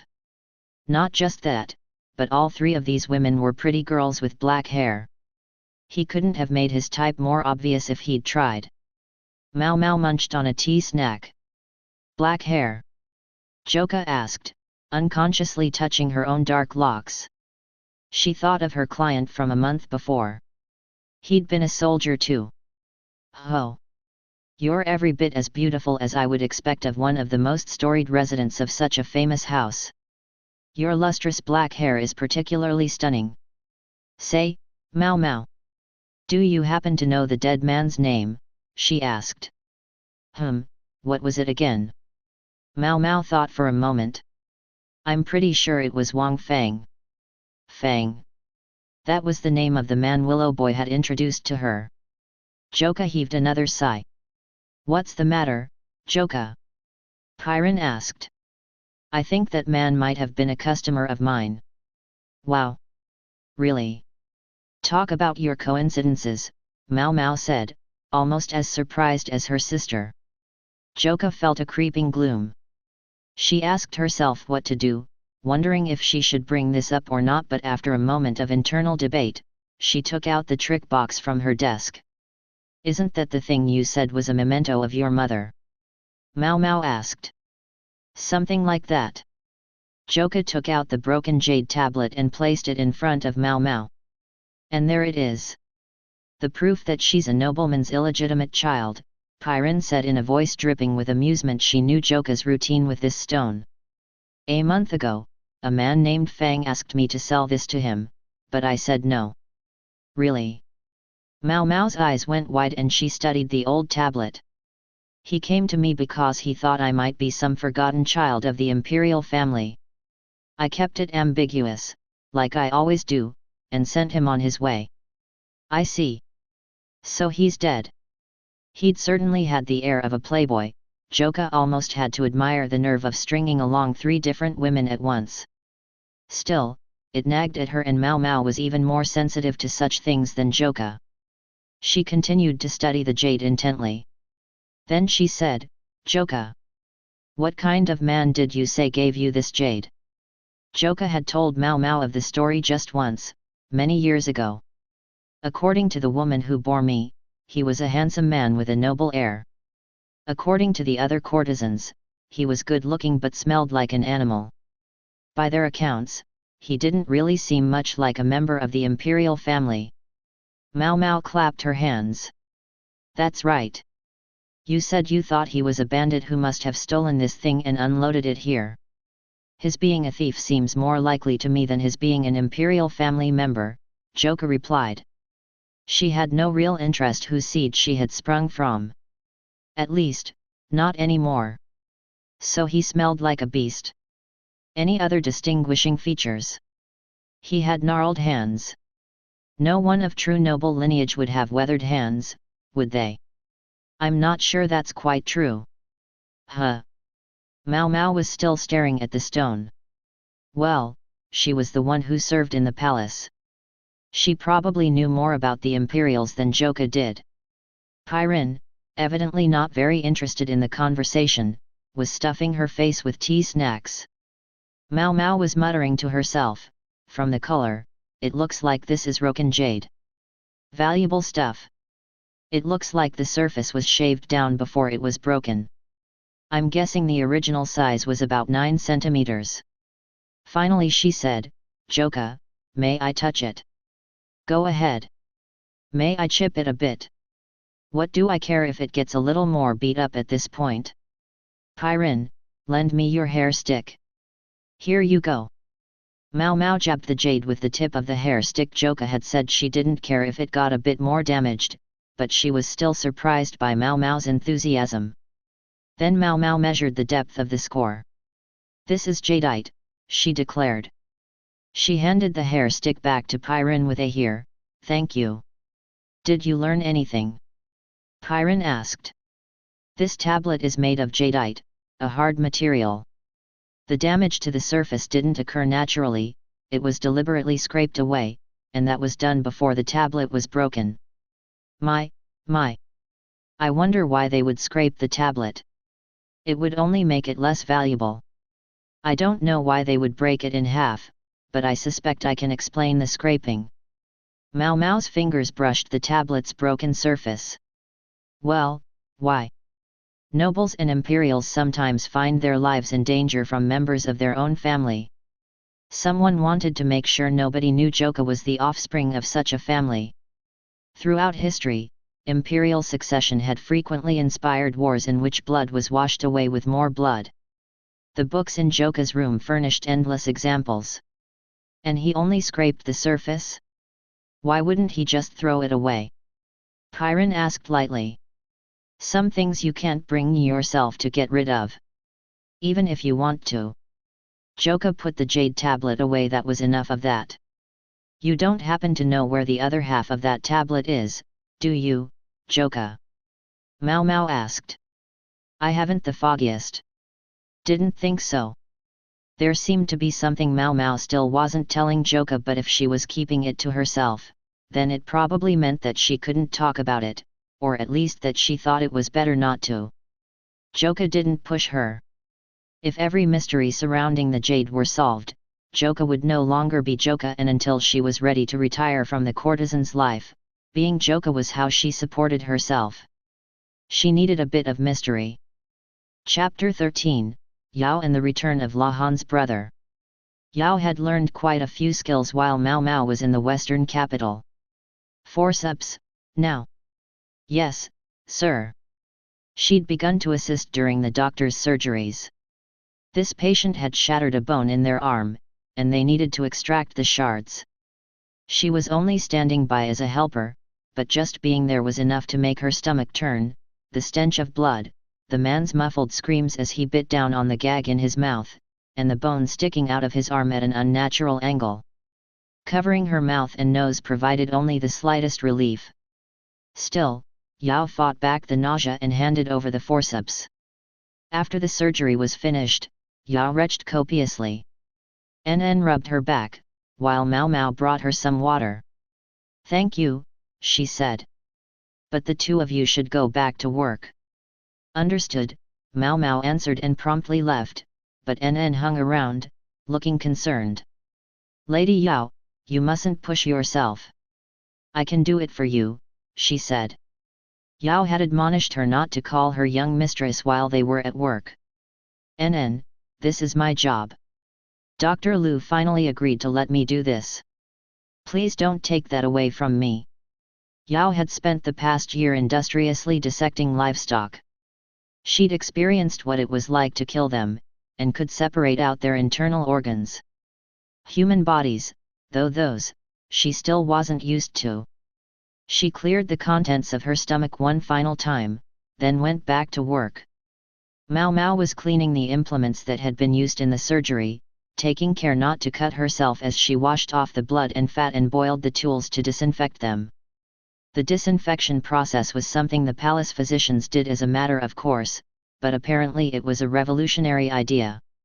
You could succeed in a surgery, and yet lose the patient because there was some poison on the tools you'd used. Yao stood beside Mao Mao. NN was off doing something else that one of the doctors had asked for. Here, Mao Mao, I'll help you. All right. Could you cool and wipe down the boiled scalpels? Sure. She had to make sure the tiny knives were completely dry. It was a very important job. The blades were prone to rust. As Mao Mao washed each scalpel, she closed one eye and studied it, checking to make sure the blade wasn't chipped. If there were any imperfections, the blade would be polished, and if that still didn't do the trick, it would be swapped out for a new scalpel. Mao Mao herself was beginning to be entrusted with not just helping with treatments, but doing them herself. She'd always seemed comfortable treating the wounded, but since her return from the western capital, she'd clearly taken a step up. Otherwise Dr. Lu would never have skipped over other physicians to have Mao Mao perform procedures. This was clearly well outside the bounds of a palace lady's job description, however, and Mao Mao's name was never actually recorded as the person wielding the knife. This was as far as a palace lady assisting the medical officers could hope to go at this moment. No matter how good she was at her job, she would never be put forth publicly. That pained Yao, so she believed it must hurt Mao Mao even worse. But to all outward appearances, Mao Mao hardly seemed bothered. Yet here Yao was, her head constantly spinning not just with work, but with so many other things as well. "Hey, Mao Mao," she asked. "Yes. Do you ever, worry about things?" Yao found herself being much more direct than she had meant to be. Would Mao Mao think Yao was making fun of her? Sure. Lots of things, Mao Mao replied, unruffled. Lots of things? Like what? After a second Mao Mao said, like, human relationships. Wah! Yao's heart skipped a beat. Was Mao Mao talking about her? She wondered, but she was afraid to ask too directly. Yao looked Mao Mao in the face, wondering who she could be talking about. Eventually Mao Mao said, somewhat awkwardly, "There's all these freaks around, you know." "Oh. Freaks. Right." Mao Mao wouldn't say it in so many words, but she was referring to her birth father, Grand Commandant Kan. People often called him the freak strategist, and for a while he had gone virtually everywhere Mao Mao did. It certainly couldn't have been easy, Yao reflected.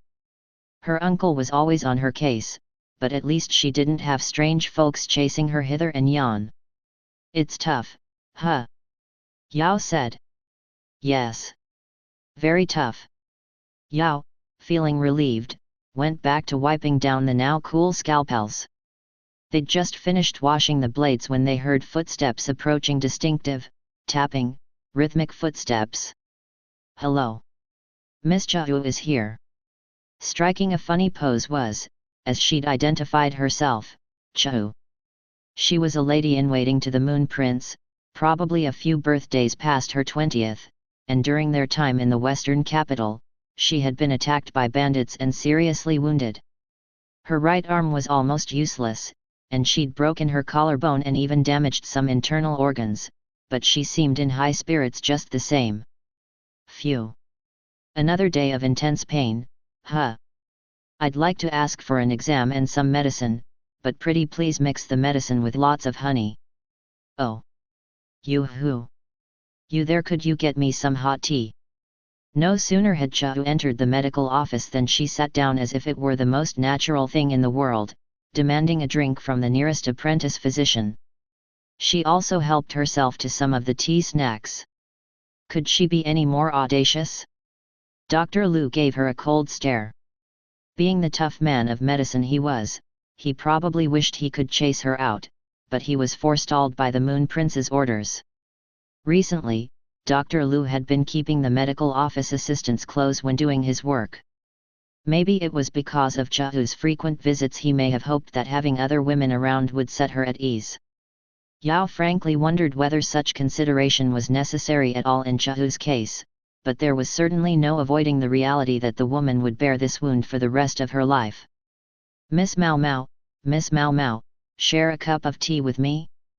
And you, the young lady over there, you come too," Chao said, indicating Mao Mao and Yao.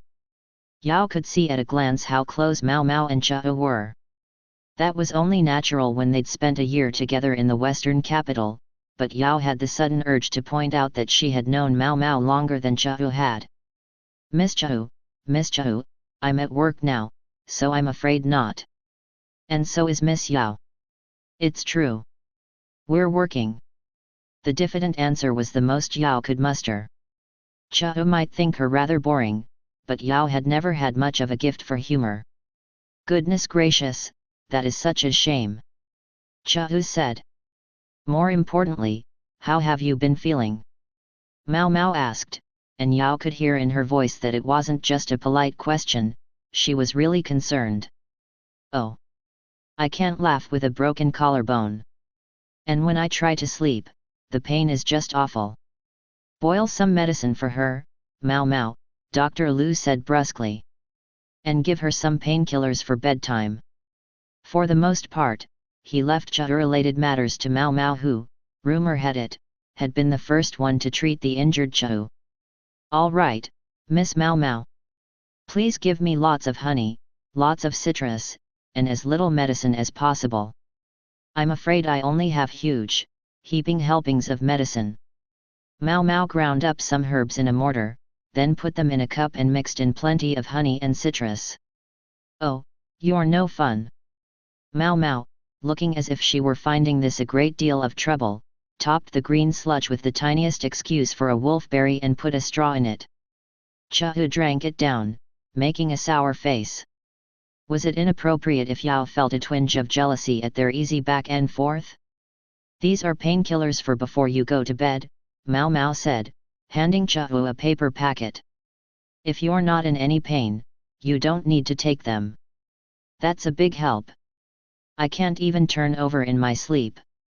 At first, Yao had thought Chiu must be exaggerating, but when she saw the bandages on her hand and the wounds that ran all the way from her chest to her belly, she began to wonder instead what manner of beast had attacked the woman. For a mere lady-in-waiting to be seen by one of the most highly ranked physicians in the palace would normally have been unconscionable. The fact that it was happening anyway attested to just how great Chiu's achievements must have been. Nonetheless, as someone who didn't know Chiu very well, the best thing Yao could think was, who is this weirdo? Oh. That reminds me, Miss Mao Mao. Chiu fished 2 letters from the folds of her robes. I have letters for you. Miss Chiu is not a goat, so don't worry, she wouldn't eat them. And neither would your goat, because you left it back in the western capital, didn't you? Yes, yes. Much like how we forgot your poor brother. We don't talk about that. Mao Mao made a big X with her hands. Oh, don't worry.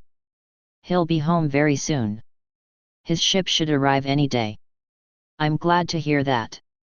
Yao, who had no idea what any of this meant, started to feel a little left out, but at the same time, she didn't have it in her to simply jump into the conversation. Mao Mao studied the letters intently. They didn't say who the sender was, but the handwriting and paper seemed to give her a good idea. One of the letters she regarded with a scowl, the other, with what Yao took to be steeled resolve. You, come here when you've had your medicine. I'll change your bandages, said Dr. Lu. Yes sir. Right away, sir. Chiu said and trundled into the exam room. You too, Mao Mao. Yes, sir. Yao, could you take care of the rest of these? Yeah, sure. The doctor had summoned Mao Mao too, so only Yao was left to finish wiping down the scalpels. When Yao's shift was over, she went back to Logon's estate. And someone was waiting for her. Lady Yao, welcome. I've found a new place you might like. What do you think? It was the servant called San Fan, who approached Yao holding the blueprints of a house. San Fan looked like a handsome young man at first glance, but in fact she was a woman in men's clothing. It was notable that she greeted Yao not with welcome home but simply welcome. You could move here, just to try it out. If you don't like it, you could move again. I'll find as many places as you need. San Fan sounded very solicitous, but this was a roundabout way of saying get the hell out. At that point, NN appeared, putting herself between Sanfan and Yao. "Young mistress, you must be tired. How about a bath?" she said. Then she turned to Sanfan. "Sanfan, the young mistress is tired. Perhaps we could talk about this later. But of course. I can have everything prepared at a moment's notice. You have but to ask." "Hat, how kind of you. It looks like you're going somewhere yourself." "Sure, you don't need to hurry," Yao said. She had grown up a little herself. Instead of getting openly angry, she responded with her own equivalent of hurry up and leave. "Ah, yes. We'll be having visitors today. The two of you can feel free to relax in the annex," Sanfan told them. Then she left, the resentment practically radiating off her. NN watched her go, a conflicted expression on her face. "What's the matter?" Yao asked. Normally, NN would have hissed and spat at Sanfan as she left, but today she did nothing. In fact, she'd been acting a bit unusual ever since her recent day off. "Ugh, such bad taste," NN was mumbling. "Who has bad taste? What kind of taste?" "Oh, it's nothing." NN prepared a change of clothes and a towel. The annex on Lagan's property where Yao and NN were currently living had no bath of its own. Instead, they'd been given a particularly large bucket that they could use in lieu of a tub. At first they had borrowed the bathtub in the main house, but that servant, Sanfan, had gone out of her way to give them the bucket. Once again, it seemed like an act of kindness on the surface. The message seemed to be that they should not use the house's bathtub. Sanfan clearly felt hostility toward Yao, and Yao was none too fond of Sanfan either. "Come on, young mistress. Let's wash up," NN said. The hot water was already waiting for them. Sifan, another of Lagan's servants, was still young, but he was sharp. He'd judged when Yao and NN would get home and had made sure the water was ready. NN added some cold water to the hot so it would be the perfect temperature. Yao took off her clothes and got in the bucket. She wished she could scrub herself down before she got in the bath bucket, but they didn't exactly have the facilities, so it would have been tough. NN began to wipe Yao's arms and legs with a soft cloth. No matter how many times Yao told NN that she could bathe herself, she never seemed to listen. "Lady Yao? Young mistress?" NN said. "Yeah, NN? What is it?" NN wet down Yao's hair and began massaging her scalp. "Now that Mao Mao is back, I wonder if it might be about time for us to think about moving out." She sounded like she was gauging Yao's reaction. "Maybe. But moving is so much work. We can take our time and think about it." Yao found that the pleasantly warm water was making her drowsy. It was going on a year since Yao and NN had taken up residence at Lagan's mansion. At first, it had just been a way of escaping the various marriage proposals her uncle brought her, but then her uncle had gone to the western capital. So why was she still here? She was worried about her friend Mao Mao, that was why. She'd extended her stay hoping to get some word of her. Well, now Mao Mao was back. What reason could she come up with next? Yao was perfectly well aware that her pretexts were flimsy in the extreme. Not to mention they kept changing. "Say, when do you suppose Master Lahan will get home?" Yao asked. "Not for a while yet, I would guess," NN replied, but Yao could hear a tremble in her voice at the mention of Lahan's name. "If we're going to move, I think maybe we should consult with him first." "I really don't think there's any need," NN said firmly. She did not like Lahan, probably because he could be quite short with Yao. NN frequently spoke ill of Lahan. He had a thing for older women and especially spent a lot of time with widows. He was obsessed with money, and in spite of being a public servant, he used his household help as proxies to do commercial business on his behalf.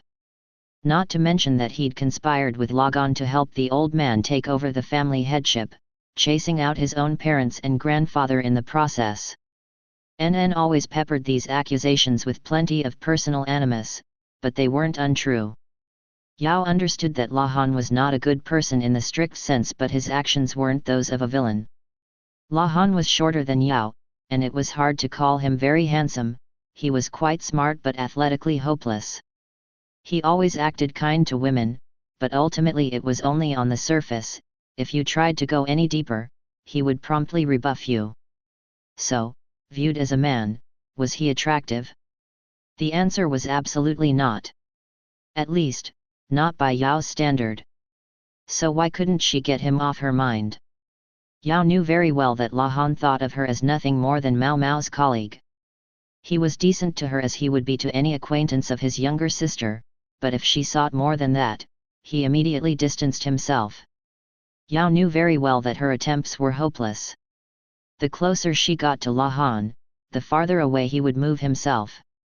Yet she had the distinct sense that if she distanced herself now, she would never be able to approach him again, and it left her unable and unwilling to draw back. Call it shameless, ugly, or pathetic, Yao couldn't hold her peace. Say, NN.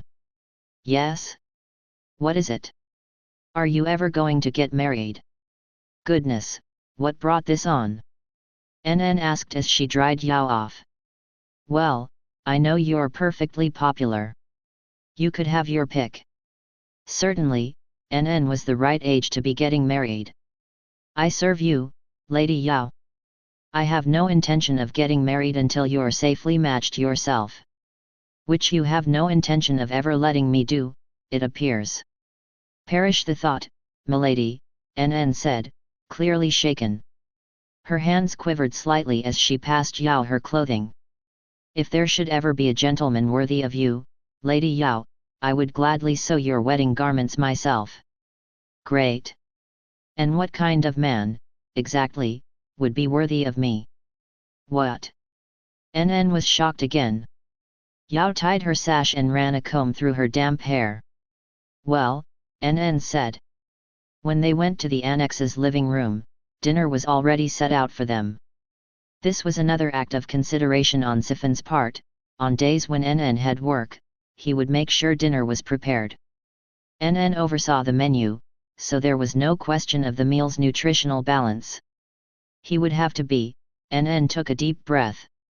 She started speaking, slowly at first, but then faster and faster, picking up steam as she went along. An adult man who had his act together. He couldn't be too much older than you, however. I think something less than 10 years your senior would be ideal. We would have to know where he came from, and his family would have to be at least as good as yours. He would have to be about 180 centimeters tall, well-built, and of course healthy. It would be wonderful if he were intelligent, but only if it didn't give him a big head. It should simply make him quick-witted and adaptable. He would tackle difficult situations, never giving up and never losing hope. He would help the helpless, and never simply resort to violence for its own sake. Hopefully he would be halfway good-looking, but the most important thing would be what's inside. I would much rather he be innocent and naive than a womanizer. He should be tolerant, not restrictive, and humble in all things. That's most important of all. Does a man like that even exist? Yao asked. She thought maybe NN was setting the bar a bit too high. He must be out there. You only have to look. Yao wasn't convinced. She thought NN didn't want her to get married and was deliberately setting an impossible standard. Still, Yao herself didn't want to get married while she was still learning her trade. If anything, she thought it would be perfect if NN would find someone who would bear children in Yao's place. And another thing. That's not my ideal, that's yours, isn't it, NN? Yes, for of course your husband will become my master as well, Lady Yao. I'm simply telling you about my ideal master. NN dished some congee into a bowl and set it in front of Yao. Well, if we do find a man like that, maybe you can marry him, then. Yao was just taking a sip of congee when they heard a voice in the distance. Hey! Is anyone home? It sounded like a young man. Lahan. Are you here or what? Whoever it was, he was looking for Lahan. Master Lahan isn't back yet, is he? Yao said. The estate didn't have many servants to begin with, and by this hour there were fewer still. Meanwhile, San Fan had just gone off somewhere. I can't just let you in. Tell me your name, someone challenged him. What? Don't you know who I am? The newcomer shouted back. Something was very strange. Curious, Yao put down her spoon. There's no need for you to get involved in this, young mistress, NN said. I'm just going to take a quick look. NN didn't look eager to come along, but she also didn't seem like she was going to stop Yao. Instead she brought some overwear and placed it over her mistress's shoulders. Meanwhile the visitor was saying, you must be new here. You ought to have some idea who lives in the house you serve, you know. Sounds to me like a suspicious character trying to talk his way inside. How dare you? At the gate, a man in his 20s was arguing with the door guard. He was on the tall side, well-built, and tanned enough that for a moment Yao thought he must have been a southerner, but his facial features were very much those of someone from the central region. Nothing about his face really distinguished him, but he could still be called handsome in his own way. The commotion had attracted not only Yao, but also Sifan and the other servants, as well as Junji, the boy who'd come home with La Han. What's going on here? Sifan asked. Behind him, Wuyufan and Liufan stood looking uneasy. There's someone here who claims he's a member of the family and is demanding to be let in, the guard said. Why, that's... Junji went toward the guard and the suspicious newcomer. Now, you listen. My name is... Mr. Lahan's brother. Junji exclaimed. Gyuha. It's been much too long, Junji said to the suspicious character ahem, Lahan's brother. What happened to you? I was told you stayed behind in the western capital to take care of some unfinished work. I did stay behind, but it wasn't. Lahan's brother started to trip over his own words. From his name Yao guessed that the man was, well, Lahan's brother, but the two of them seemed nothing alike. My respect for you runs so deep. Junji said. I heard afterward about how the locust swarm didn't do more damage than it did because you went all over Isei province sounding the alarm. Without you, Lahan's brother, hundreds of thousands of people might have starved. That's what Mr. Lahan told me. I was speechless.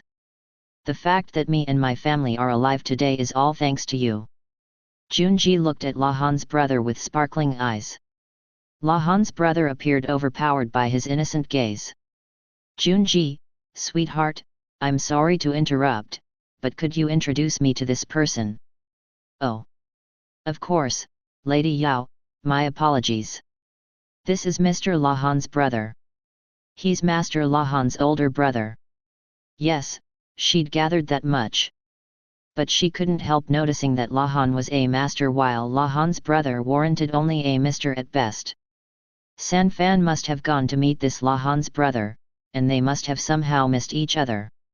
Your Master Lahan's honored older brother, the door guard said, looking distinctly unhappy. He'd just been treating this man like a complete stranger. I beg your pardon. He knelt in the dirt and bowed his head. If this person was Lahan's older brother, then he, too, was a member of the Law clan. Oh, it's fine. You're fine. I'm used to it by now.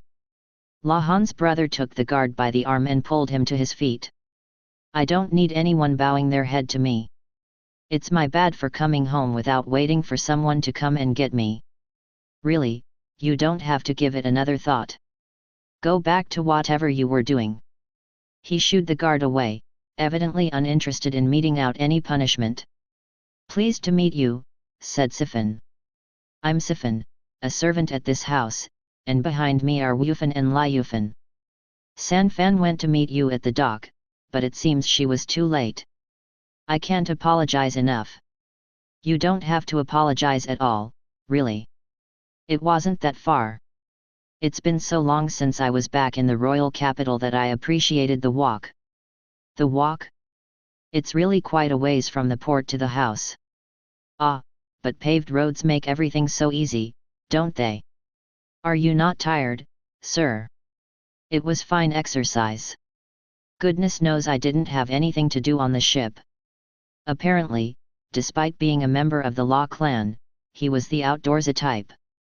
Yao pondered what to do, then took a step forward. Self-introductions, she was convinced, were an important place to start. It's a pleasure to meet you, sir. My name is Liu Yao, and this household has been showing me its hospitality. This young lady with me is NN. Oh, said Lahan's brother. He seemed shaken when he looked at Yao and NN. Might I ask your name, sir? Yao said. It seemed altogether too rude to go around calling him Lahan's brother. Some might say it was forward of a woman to ask a gentleman's name, but Yao was a woman with a job. She didn't survive by being passive and receptive. Ahem. Well, Lahan's brother sounded lost again, and he kept shooting glances at Junji, who continued to regard him with a shine in his eyes. You can just call me Lahan's brother. Lahan's brother? Yao repeated. Ahem. Yes. I'm the brother of Lahan, ergo, Lahan's brother. He looked toward the setting sun, and his eyes were clear, filled with what might have been enlightenment or might have been sheer resignation. He was certainly unusual enough to be a Law clan member, Yao thought. She also thought, although she didn't say, that Lahan's brother was very close to NN's ideal master. Chapter 14, Aduo's Truth. The voice of a rambunctious boy echoed around Aduo's palace. A lady-in-waiting chased him as he raced back and forth around the huge pavilion. Slow down. That's dangerous. Don't wanna. The boy stuck out his tongue and roundly ignored the serving woman. In his failure to look where he was going, however, he ran smack into Aduo. Oh! Lady Aduo, the lady-in-waiting said, bowing her head apologetically. All the women had been with Aduo since her time in the rear palace, and that helped everything go smoothly. Ha ha ha! You're looking lively. Just make sure you watch where you're going next time, she said, helping the little boy to his feet. Sorry, Lady Aduo, the boy said. Another boy came up and tugged on her hand. Lady Aduo. Wanna play hide and seek? Afraid I can't today. I've got a visitor coming. She mussed the child's hair, then did the same to all the other kids. The children at Aduo's palace were all survivors of the Shi clan. You, the Moon Prince, had asked her to give them a safe haven. They still didn't know what had happened to their parents. Aduo went out of her way not to tell them. The sharper children had figured out on their own that they should keep it to themselves, and the younger ones had forgotten their parents. They all had to forget that they were ever members of the Shi clan. If they ever proclaimed that they were, then they might well be headed for the gallows, no matter how Aduo or you tried to protect them. A slim youth approached. Now, let's stay out of Lady Aduo's way. Come over here. This person was handsome enough to make young ladies swoon, but she was not a man. Will you take care of them, Sui? Of course, milady. Suire was another Shi clan survivor, and she was also the granddaughter of the former emperor. She, too, had been given harbor at Aduo's residence because, officially, she could not exist. Suire was clever and a clear thinker, and knew much about medicine. It was a waste, Aduo thought, for such a distinguished person to languish in this pavilion, but there was no choice. Suire could live in hiding or she could not live at all. Ah, yes, Aduo said. Mao Mao's coming. You don't want to see her, Sui. Aduo had sent Mao Mao a letter, Mao Mao had responded and was on her way. Mao Mao. Suire paused. I don't think I will. Ah, and you looked like such good friends on our trip. When she'd gone to the western capital, Aduo had induced Suire to come along. She and Mao Mao had even ended up treating a wounded man together. It's only your imagination, I'm sure. Suire took some of the children by the hand. Shame, when she's one of the few people you can actually talk to. Very few knew about Suire. Outwardly, her existence was not even acknowledged. If you didn't talk to people when you could, meet them when you could, you would gradually be forgotten. I won't be around forever, Aduo mumbled, scratching the back of her head. Then she went inside. Mao Mao showed up right on time. The reason it had taken her a while to make it over after sending her letter was presumably because, unlike the retired and hidden Aduo, Mao Mao was quite busy. Lady Aduo, Mao Mao said. It's been a long time. Yes. Quite a long time, chirped Zhou, who was with Mao Mao. She'd been seriously injured in the western capital, but she kept right on smiling, just like she always had. It was Zhou to whom Aduo had entrusted her letter to Mao Mao. Ha ha ha. Sounds like you had a spot of trouble in the west, Aduo said. She was reclining on a couch, sipping some juice. She could certainly have had wine available. Mao Mao would have appreciated it, but considering what they were going to talk about, it didn't seem quite appropriate. A lot happened, said Mao Mao. Oh, yes, quite a lot. Would you like to hear Miss Zhou's story, Lady Aduo? Zhou was being unusually proactive in this conversation. It seemed to spark Mao Mao's curiosity, for she looked back and forth between the two women.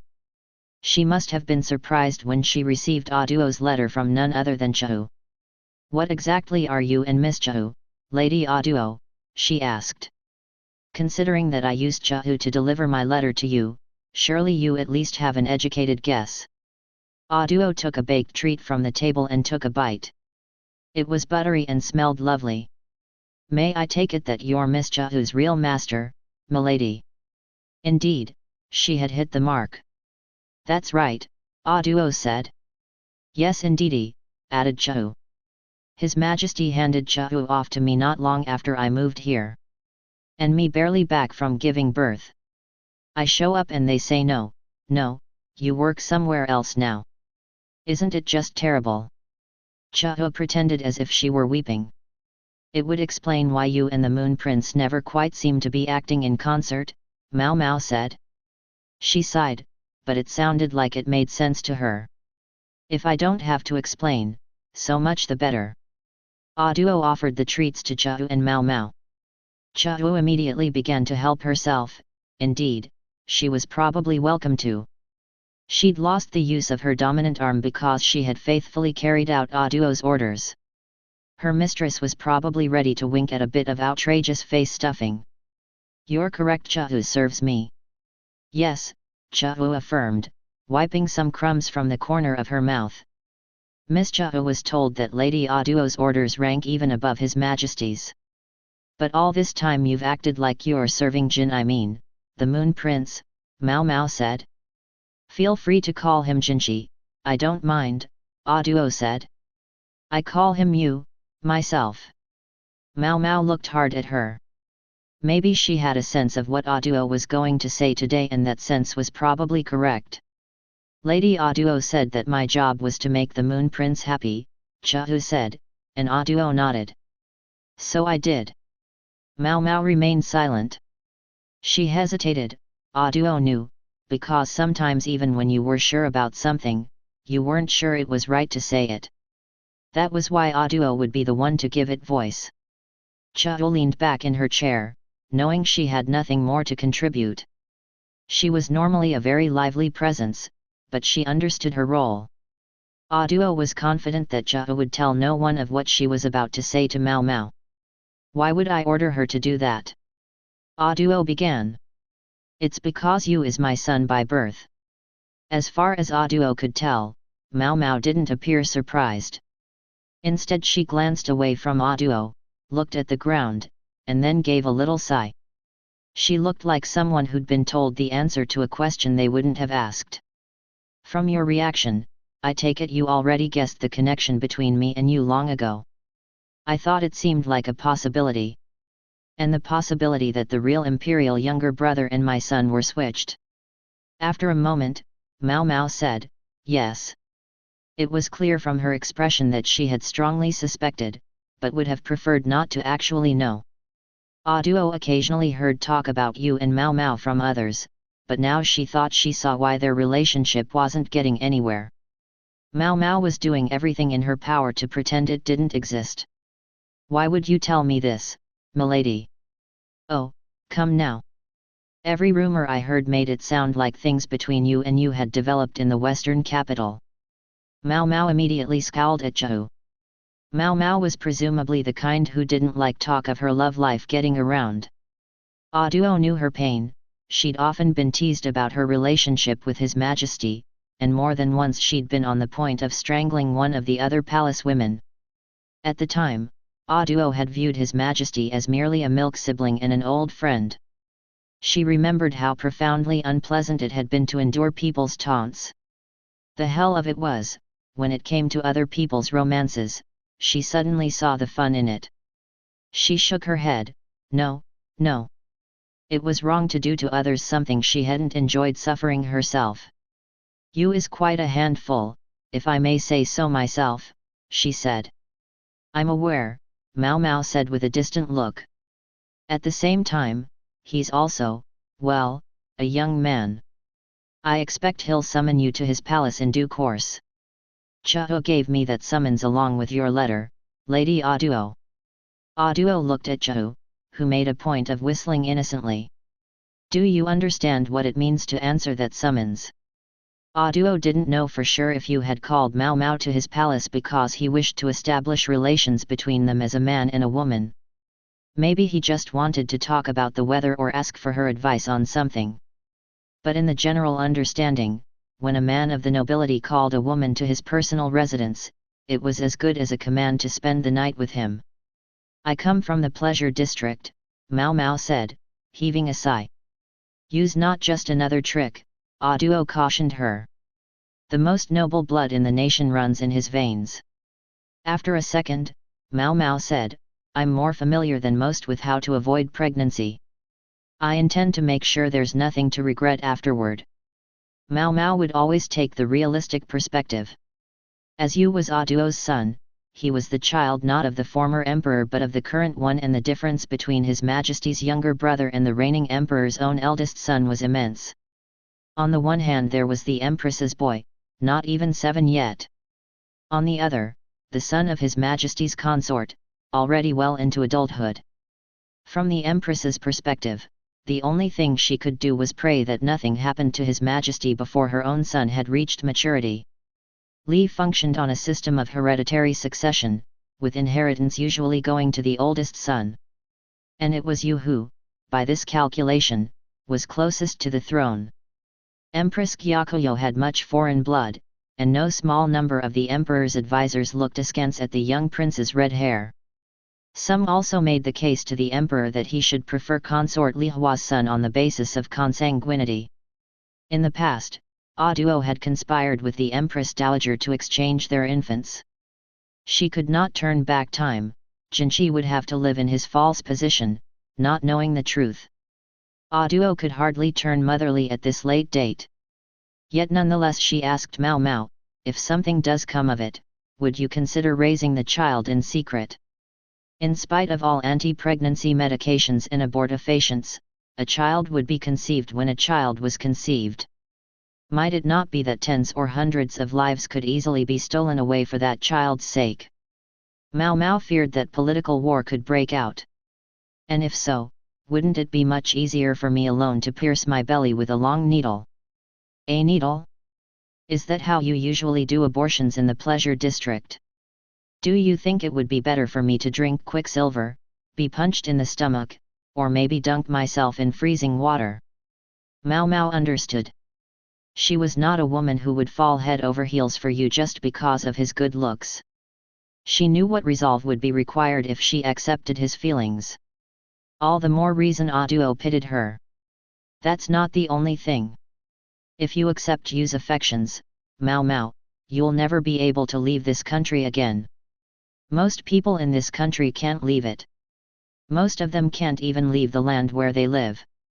True enough. The life of a lineswoman was decided by the household she was born into. The better a girl's family was, the less free she was to leave her home. There were even those who spent their entire lives inside the family estate. Nonetheless, Aduo looked into the distance. If I said that someday I'd like to leave this land and learn more of the great wide world, would you think me naive? No, ma'am. Mao Mao shook her head. In far places you'll find many things we don't have here. And not just things, words, cultural achievements, as well as medicinal herbs, drugs, and methods of treatment. It's only natural with a different climate and environment come different illnesses. Mao Mao seemed to grow notably more passionate as this declaration went on. Aduo sensed in this woman a kindred interest in foreign lands. She'd been to the western capital twice, which was more traveling than many people did in their entire lives. Her knowledge was certainly broader and deeper than that of most women her age. Heh. My dream ended when I was 14, Aduo said. She thought back to when she had been at liberty. As the daughter of the crown prince's nursemaid, she'd been brought up as a milk sibling to the current emperor. Call me Yo, her younger brother had said. The name meant Sunday Yu was Yu, the moon, precisely because he formed a pair with the sun, but could never surpass it. Aduo dressed in men's clothing, and she and her little brother had snitched snacks together, climbed trees, occasionally played hooky from their teachers' classes, and laughed with each other when they teased Gao Shun, who was in many ways like an older brother to them. If Aduo had in fact been a boy, perhaps they would still be doing those things now. Aduo had regarded Yo as a friend, but she mustn't forget. He stood at the very top of the nation's hierarchy, and Aduo was merely one of his subjects. When she had been asked to be his instructor, she could not refuse. Again and again she'd thought of trying to get out of it, but there was no way she could do that. Eventually she'd arrived at a sense of calm resignation. She was his companion on the path, she saw. The emperor was a man who had no freedom, not from the moment he was born. Setting aside the foolish ruler who had forgotten his role, Yo was too smart for that. Only within the walls of the rear palace could he do as he pleased. He knew that when he received the emperor's crown, it would bind him hand and foot his whole life long. To Aduo, Yo was a friend, but to him, she was not. She knew there could be no equality between a man and a woman, yet all the same Aduo felt as if her feathers had been plucked. Yes, the members of the royal family lacked freedom from the time of their birth, yet they could also steal the liberty of anyone they chose. Yo hadn't realized. He'd forgotten that he stood in the place of the one who steals, and he'd made Aduo his instructor, and made her spend the night with him. Now Aduo was speaking to Mao Mao, who looked set to walk the same path she herself had.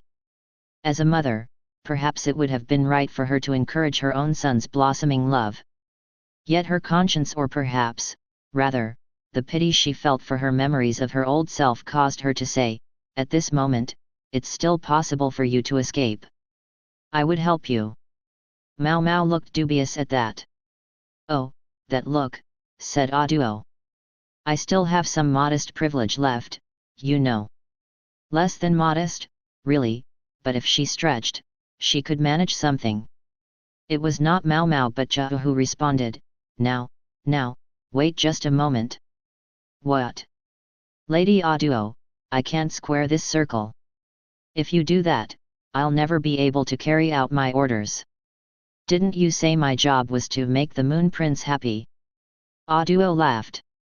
Come, now.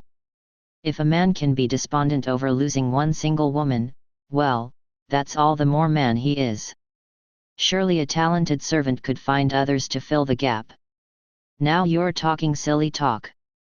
Zhao crossed her arms and tilted her head. Aduo had once been part of a banquet in the western capital that had doubled, in a way, as a chance for you to meet potential matches. Everyone gathered there had been present in hopes of becoming the consort of the imperial younger brother, so Aduo had resolved not to intercede. Anyone he might pick had been there because they had hoped he might pick her. After that, and after briefly being under the misimpression that you had some strange proclivities, Aduo had been relieved when she heard that it was simply that his heart was set on Mao Mao. That, she was confident, meant that no vixen or villainess would take advantage of him. However, Auduo also knew Mao Mao, and she couldn't help seeing herself in the young woman. Now Mao Mao looked at Auduo. Lady Auduo. I couldn't care less about Miss Chihu's mission, but it was because she accepted it that I'm in the position I am now. Are you sure about this? You won't regret it. I mean to negotiate as best I can to ensure that I don't. He. Planning to have a big greenhouse built on the palace grounds. Chihu drawled. Sounds pretty good to me. The fact that Mao Mao and Chihu could banter even at a moment like this went to show how well they got along. If anything, Auduo's words seemed to strengthen Mao Mao's resolve. Maybe an orchard while you're at it. Miss Chihu would love to be able to stuff herself with fresh lychees. Just like one of those legendary beauties. It might be possible, if we grow them in my greenhouse. But too many lychees can make you dizzy. Oh me, oh my. Surely 100 or so should be all right, though. Stick to about 10. It was a silly conversation, but somehow, Auduo found herself relaxing as she listened. She had always thought Mao Mao was a young woman who simply lived as she pleased, anyone else's expectations be damned. She would have to apologize for having misjudged her. Though she was free, Mao Mao was a more flexible person than Auduo had realized. Faced with a confined place, she didn't seek to escape or even destroy it, but changed her form in order to get whatever she could out of the situation. It was a way of living that had never occurred to the 14-year-old Auduo. But it's certainly one way to go about life, she murmured. She remembered the request she had once made of Yo, make me the mother of the country. She had been sure that, if those were the strings she attached, he would give up on keeping her around. They could just say they'd been joking, that it was all in good fun. But they had been the wrong words. Let me remain your friend. That was what she should have said, even if it was futile. She should have told him what she was really thinking. Even now, some 20 years after that promise had been made, Auduo couldn't be apart from Yo. She had left the rear palace, but found herself faced with the unorthodox measure of being sequestered in an annex. Normally, a high consort, even a former one, would have had to continue living within the rear palace walls. Because she had been given her own residence even after being expelled from the rear palace, no one could or did ignore Auduo. Simple banishment might have been easier. Instead, Auduo was kept here in her pavilion, entrusted with Suire and the Shi clan children. As if to tell her that even now that she was no longer the emperor's instructor, no longer his consort, she still had work to do. Abruptly, Auduo sighed. Have I become a weight around his neck? Was Yo now trying to constrain not just Auduo, but her son as well? And was that son trying to constrain Mao Mao? That was the thought that had made her ache at her powerlessness, that had led to her suggestion to Mao Mao. But she had misread the young woman. Mao Mao was far more flexible and strong and stubborn than Auduo. Mao Mao, she said. Yes, ma'am. Is there anything you want? I'm not sure what you're asking. I don't know much about herbs and all that, but I could give you a treasure from my time as consort. If you sold it, I presume it would bring in enough to buy you a nice medicine or two. The suggestion was Auduo's way of apologizing for having called Mao Mao out here. Covering one's faults with money and gifts was somewhat crass, but she didn't expect Mao Mao to object. A treasure, ma'am? You wouldn't happen to have any pearls, would you? Pearls? That's unexpected. Are you a fan of them? Oh, yes. They're good for eye diseases, skin problems, and all kinds of other things. Mao Mao's eyes lit up. I'm honestly more concerned about quantity than quality. I'm just going to grind them up, anyway. She knew perfectly well that any of Auduo's accessories would have been gifts from His Majesty, but she didn't hide the fact that she planned to destroy them. Auduo couldn't hold back a laugh. Ha ha ha ha. Take whatever you like. And what about coral? Do you need some of that? If I could, ma'am. Oh. What a waste.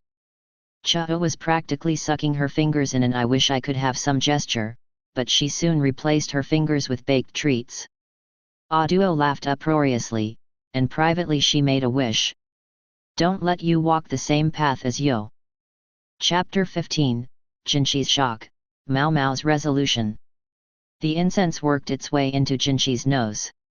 Don't you think it's a bit strong? He asked. He was talking with Suiren as he ate his dinner. Maybe you're just not used to it anymore. You spent so long in the western capital, where we had to conserve incense. You think so? Jinchi picked up some meat with his chopsticks. This dish used plenty of tender pork, and even though the meat was fatty, the spices gave it a clean, refreshing flavor. Other offerings included eel stir-fry, snapping turtle soup, and more. In fact, there was noticeably more food here than usual, including many that boosted stamina. The meal seems awfully heavy tonight, Jinchi remarked. Maybe you're just not used to it anymore. It's that long stay in the western capital. Go on now, eat up. Suiren said, and chuckled. Ho ho ho ho. This all struck Jinchi as very strange. Then he looked over at the guard at the door to his chambers. Wasn't Basin on duty tonight? Basin has some kind of gathering of the named clans tomorrow, so I sent him home. He'd talked about something with Mame that left him very fidgety. Basin and Mame, talking about something. Jinchi began to suspect Mame was plotting something. At the moment, however, he had a feeling the plot he should be worried about was Suiren's. What's with the flower petals floating in my bath? He asked. They'd been a nuisance, sticking to his skin as he'd tried to bathe. Wasn't the temperature just perfect? And I put in some herbs and minerals that promote good blood flow and metabolism. At this point, even Jinchi was starting to connect the dots. After all, he had made similar preparations for the emperor during his time in the rear palace. If Suiren was doing all this, it meant someone was coming this evening. And Jinchi had sent Mao Mao a letter a few days before. Suiren. Could it be? Mao Mao is coming tonight. It's been so long since we saw her. You wrote to her several times, didn't you? It was true, Jinchi had sent her a number of letters, mostly pedestrian reports of his recent goings-on. He hadn't sent her explicit instructions to visit him at his residence. He had, however, said he wished to see her and talk. Just whenever she had a moment. When work wasn't too busy. Hold on a second. It's just Mao Mao, right? It had been more than 2 weeks since they had returned to the royal capital, and this would be the first time Mao Mao was coming to Jinchi's residence. The last time you saw each other was when you were getting off the boat, yes? Oh, everyone has been so busy ever since we got home. She sent word that she finally had a moment to catch her breath. All right, but if Mao Mao is coming, then what's all this? Jinchi looked toward his bedroom. Incense was burning a stronger smell than usual while the bedclothes had all been changed, rose petals out of season, scattered on top, and the normal canopy of his bed had been exchanged for a translucent woven one with a flower pattern. Vases of flowers and beeswax candles dotted the room, providing a sweet aroma along with a gently flickering light that gave the chamber a fantastical atmosphere. Jinchi quickly put out the incense and candles and opened the window to change the air. He threw the flower petals in the trash and put away the vases. Huff. Puff. Oh, goodness. Don't oh goodness me. What are you doing to my room? Mao Mao had once attempted to entertain Jinchi at the Verdigris house, and what was happening here reminded him of that day. Well, ambience is so important to any endeavor. You and Mao Mao share the same feelings now, young master. The same feelings. In a mounting panic, Jinchi began to look this way and that. He tried to affect nonchalance, but the corner of his mouth twitched. It did take such a long time. I can't tell you how this old lady worried. To see my young master, our nation's jewel, the man they call an immortal treasure manifested in the human realm, who attracts young and old, men and women alike revert to acting like a child his age. Then again, many young men your age already have children of their own. I don't. That's not. Jinchi hadn't exactly hidden what had happened with Mao Mao from Suiren, but he hadn't spelled it out for her either. There had been so many other people on that boat that they hadn't had much really, any time to be alone together. He'd been so sure no one had noticed anything. I may be an old lady, but my woman's intuition is still as sharp as ever. Suiren said, with another chortle. Ooh-hoo-hoo. She squinted merrily, and Jinchi found himself truly afraid. Jinchi scratched his head, looking as awkward as he felt. All right, but, this is Mao Mao we're talking about. Yes, and Mao Mao is more than 20 years old, you know. She may be an innocent maiden, but she has knowledge. When a gentleman sends her a letter that's not about work and asks her to come to his room, I'm sure she understands what that means. Suiren smiled openly as she spoke. But this room. I simply thought it might be best to be open about it. It's too open. The atmosphere should be more subtle, more thoughtful. No, that's not my point. Jinchi sat on the edge of his bed and tore at his hair. He was beginning to feel something more than just embarrassment. He took a swig of the water by his bed, trying to distract himself. Oh. That's PBBBT. It was very strange tasting water. In fact, the smell, however faint, was alcoholic. Suiren. What did you put in this? The water wasn't poisoned, as such, but what was in it was not unlike what had been in his dinner. He felt his pulse quicken and his body grow hot. Heavens, I only put in the slightest bit, and you still noticed? I promise it's not poison. Of course I noticed. And Mao Mao's going to sniff it out the minute she gets close. Suiren reluctantly collected the carafe. Phew, Jinchi took a deep breath, trying to calm his pounding heart. What was an adult man, already more than 20 years old, doing feeling so shaken by this? More than one woman had sneaked into his bedchamber, after all. He'd found himself pressed to their generous chests, moist red lips coming toward him. He'd been nauseated by the overpowering smell of incense.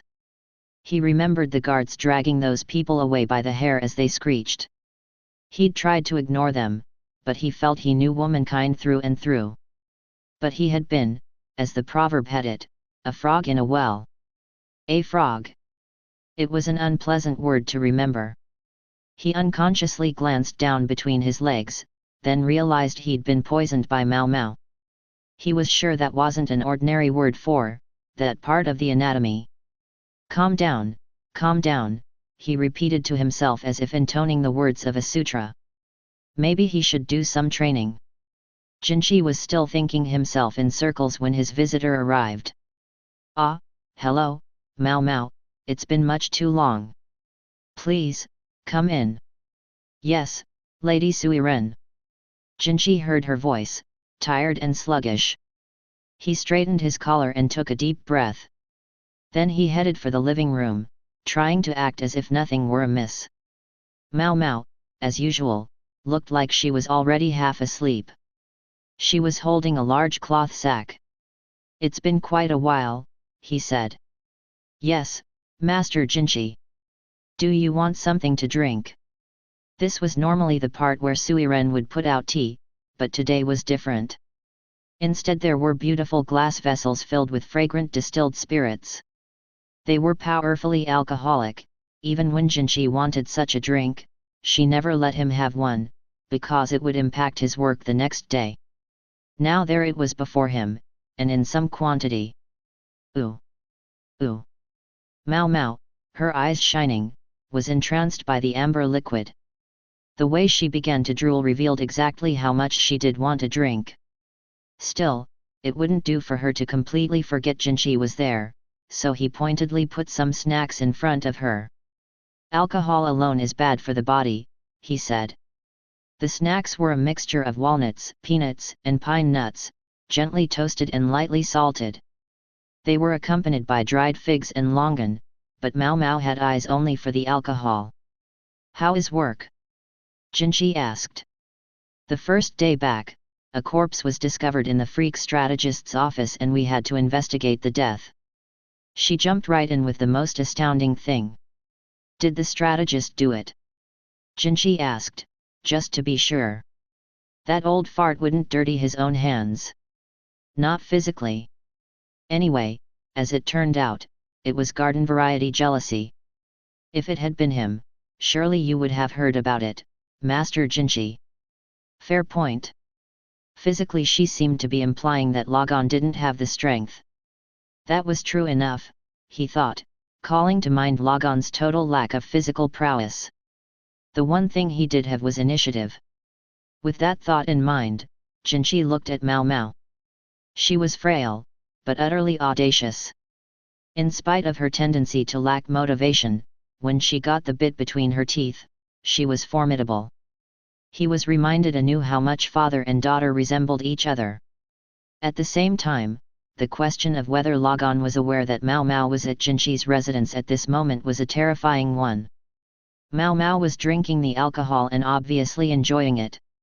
Suiren had prepared some for Jinchi as well, though unlike Mao Mao's, it was cut with water. Jinchi could hold his liquor reasonably well, but Mao Mao could drink him under the table. If he simply started gulping down distilled spirits, he was going to pass out. And what about you, Master Jinchi? How is your work? The same as always. I made my report to His Majesty, but my position remains much as it was before. I always seem to have to entertain the most absurd petitions. Still, I'm not as busy as I was in the Western capital. You're still young, sir, and you've got plenty of stamina. That's the only reason you're still alive. Most people would have worked themselves to death by now. Mao Mao accompanied this comment with a "nu," and smacked her lips at the alcohol. Did you have dinner before you came? He asked. No, sir. It's too much trouble to make by myself, so I skipped it. I have leftovers from mine. Would you like them? Just drinking the alcohol without even touching the snack wouldn't be good for her. Suiren had been so excited about dinner that she'd made a great deal of it. Maybe she'd deliberately made enough for Mao Mao. I'd be lying if I said I didn't. Mao Mao looked conflicted. It was unusual, she of all people never had to be asked twice. Is there some reason you wouldn't eat it? I'm not sure I'd call it a reason as such, she looked at the ground. But I've made some preparations of my own. Jinchi put down his drink. Mao Mao looked much the same as she always did, but he thought her skin glowed a bit more than usual. The tan she'd gotten in the Western capital was slowly fading. She hadn't drawn in her freckles, instead, she'd used just a touch of whitening powder. Mingled with the scent of the incense in the room, Jinchi thought he could catch a whiff of scented oil that Mao Mao was wearing. Her hair seemed the slightest bit damp. She must have bathed before she came. Mao Mao emptied her glass. May I go rinse my mouth? She asked. Of course. Normally he might have expected her to empty the bottle, then ask for another one. Then perhaps we should go within, Master Jinchi. Yes, of course. What was this? He felt like he was dreaming. No. He shouldn't expect too much. She would check the brand on his flank like she always did, and that would be it. Is it just me, Master Jinchi, or are you a bit out of sorts tonight? Who, me? No. Mao Mao, usually so calm and collected, almost looked self-conscious. May I ask something, Mao Mao? Just to be sure. Jinchi swallowed hard. He had to be clear about this. You know what it means to enter my bedroom at this moment, don't you? Yes, sir. It's not about caring for any illness or treating any injury. I'm aware, sir, that informed the preparations I made. She showed him what she had brought with her, and Jinchi's face got hotter than ever. He was desperate to look calm. In an effort to seem composed, he turned away. Suiren was suddenly nowhere to be found, and his guards could and had read the room. Basin wasn't there. You don't need a bath. I've bathed. Although if you wish, I'll do so again. No, it's all right. From the way Mao Mao smelled, Jinchi had known that she must have bathed. He put his hand on his heart in an effort to slow it down, it was beating so hard he was sure she could hear it. It was Jinchi who wished he could take a bath he'd done so earlier, but between the alcohol and everything else, he was sweating profusely. However, he couldn't beg leave to wash himself at that moment. Instead, they headed into the bedchamber. The room had aired out, and the suffocating smell of incense was gone. The flower petals on the bed had vanished, as had the water with the strange medicaments. Now, what would happen next? He couldn't wait for his heart to stop pounding anymore. His cheeks were still flushed, but it was a little late to be worried about that. Jinchi gently picked Mao Mao up. She'd gained a little weight since the last time he'd held her, but still she was light. Her hair smelled of camellia oil. Are you sure about this? I told you I came prepared for this, didn't I? She averted her eyes as if begging him not to make her say it again. He found it a little annoying, but very Mao Mao-esque. He wasn't the only nervous one, she was too. Realizing he wasn't alone gave Jinchi some relief. What kind of preparations did you make? He asked her. I skipped breakfast and dinner. That, he hadn't expected. Why? Were you so busy experimenting that you forgot to eat? I also stopped drinking water half a day ago. I suppose I should have abstained from alcohol too, but the drink earlier was so delicious, I had to have just 1 cup. Water too. Jinchi couldn't imagine what would be the point of such measures. Ideally I should skip food for 3 days and water for an entire day. I'm sorry I couldn't do better. I have tomorrow off, but today I had work, so I needed some energy. Seriously, what are you talking about? It's what we do at the verdigris house when an important customer buys someone's first time. There can't be anything to spoil the moment. Better to starve and thirst for a little while than to taste an enraged client's fist. I'm not sure buy is the word I would have chosen for this, Jinchi scowled. No matter the context, he didn't want Mao Mao to torment herself that way. I'm not sure I'll be very skilled at any of this. And I'll shame myself if I fail. Mao Mao's eyes were serious. He'd learned that she had the soul of a craftsperson, bent on doing her very best at anything she attempted, no matter what it was. Still confused, Jinchi let out a breath. The point was, she wasn't going to try to finagle a way out, like she had last time. She was being proactive, which made him very happy. Also, may I have some boiled water? Feeling thirsty after all. No. Mao Mao opened the large cloth package. Out came packets of medicine, along with all sorts of other things Jinchi didn't recognize. What's all this? They have lantern plant root, white blossom, and balsam berries in them, among other things. Jinchi recognized all those names, and the combination meant something to him. Those are all plants you said to be wary of in the rear palace, he exclaimed, more loudly than he'd meant to. That's right. Mao Mao was completely blasé. The rear palace was a place for giving birth to and raising the emperor's children. It had to be purged of anything that might be harmful. Hence all of these plants were forbidden there. Why do you have those here? Lady Suiren has already vetted them. Don't worry, sir, I'm not going to use them on you. They're for me. Once again, her eyes were completely serious. I have tools that can do physical damage as well, but they aren't very effective, and I know you don't appreciate that sort of thing, Master Jinchi, so I thought it might be best not to use them. Next Mao Mao took out some kind of cylinder carefully wrapped in paper. This is made with ox intestines, and I wasn't sure how that would sit with you. She gently put away the thing made with the intestine of an ox, whatever it was. I get it. These are all to prevent pregnancy. Yes, sir. So when you said you had worked hard to prepare, I gathered everything I could get my hands on in the pleasure district. Jinchi promptly blanched.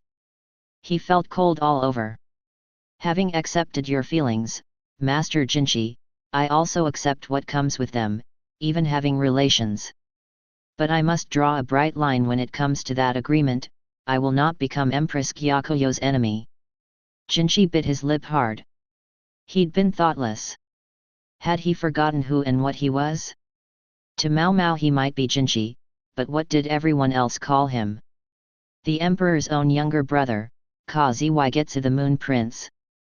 Empress Gyakuyo's son, the Crown Prince, was still very young, and moreover, he resembled his mother. Most lines had black hair and eyes, and more than a few might look askance at one with red hair and green eyes standing atop the whole nation. Thus, there were those within the court who called for consort Li Hua's son to be made crown prince, or for Jinchi to be returned to the position. In those circumstances, for Jinchi to conceive a child with a young woman to whom he was not even married, imagine what that would mean. Imagine what people would do if they found out the young woman was Mao Mao, Ken Logon's own daughter. Because Logon was currently neutral, people would perceive that a new faction had been formed at court. The ambiguous nature of the relationship would invite misunderstanding and pushback, and, very much in spite of what Jinchi or Mao Mao might wish, a tiny snowball would start rolling down the mountain, growing until it became unstoppable. Mao Mao might not be one for politics, but she had a keen nose for danger. I've also charted the course of the month, and I think this should be a relatively safe night. However, please don't concern yourself even if there should be an accident. I know how to deal with it. It was almost certainly true. If a child was conceived, Mao Mao would take care of the matter. She would certainly not raise it in secret. It might sound cruel, but it was right. Any child might be a spark that lit a conflagration. This would be cruelty in the pursuit of peace. And the damage would be kept to an absolute minimum. Jinchi hugged Mao Mao tight. Not out of the animal lust that had been building in him until moments ago. He felt such guilt and pain that he thought he would shatter his own teeth for clenching his jaw. I'm sorry to make you be the careful one. He rested his chin on her shoulder. She gave him a soothing pat on the back. It's all right, sir. Jinchi felt it was something close to a miracle that he had met a woman like Mao Mao. That was why he didn't want to let her go. He'd gone so far as to press a brand into his own side, all to keep her. Sorry, he said again, and then although he hated to do it, he let her go. He pushed down his desire to simply hold on to her forever and sprawled back on the bed. Master Jinchi. He covered his face with his hands. You can go home for today. Take some dinner with you, if you like. You must be hungry. If it's gone cold, you can reheat it in a bamboo steamer. I understand, sir. Mao Mao gathered up her things and went to leave the room. If you'll excuse me, then, she said, but as she left the bedchamber she murmured something. This is all right, Jinchi mumbled. This is enough for now. He needed to be clear on his own position. He couldn't remain the emperor's younger brother forever. He would have to demonstrate that he was no enemy to Empress Gyakuyo or consort Li Hua. A brand on the flank wouldn't be enough. He needed to do something clearer, more public. Cast aside his position as His Majesty's brother and give up the imperial family, that was the only way. What do I do? Jinchi pondered, thinking so hard he wondered if his hair might start to fall out. He was so busy thinking that he missed the last thing Mao Mao said as she left. I also planned for the possibility that nothing would happen. She knew Jinchi just had too much on his mind. Chapter 16, Mao Mao and the Late Dinner. Mao Mao heated her dinner in the dormitory kitchen. She was just back, seen off by a Suiren who had looked positively crestfallen. Mao Mao would admit to being a bit put off her stride, but she was also secretly relieved. She had the knowledge, yes, but she was still a virgin herself, so she wasn't sure about everything. The whole reason she'd gone to Jinchi so prepared was because she figured it would be easier to be ready mentally if she was the one who got things started. Once her dinner was warm, Mao Mao went to her room. Spring had come, but the evenings were still chilly. Bad manners though it might be, she decided to eat in bed. Suiren had stuffed some buns full of cubes of stewed pork, eel stir-fry, and so on, so it would be easy to carry back. The soup she'd put in a bottle, and it was still warm. All foods that boost stamina, Mao Mao observed with a wry smile, then dug into the buns. Nothing was so tasty as a dinner made by someone else. Spiced with hunger from not eating, it was even better. She cleaned her plate, then sipped at the alcohol Suiren had given her.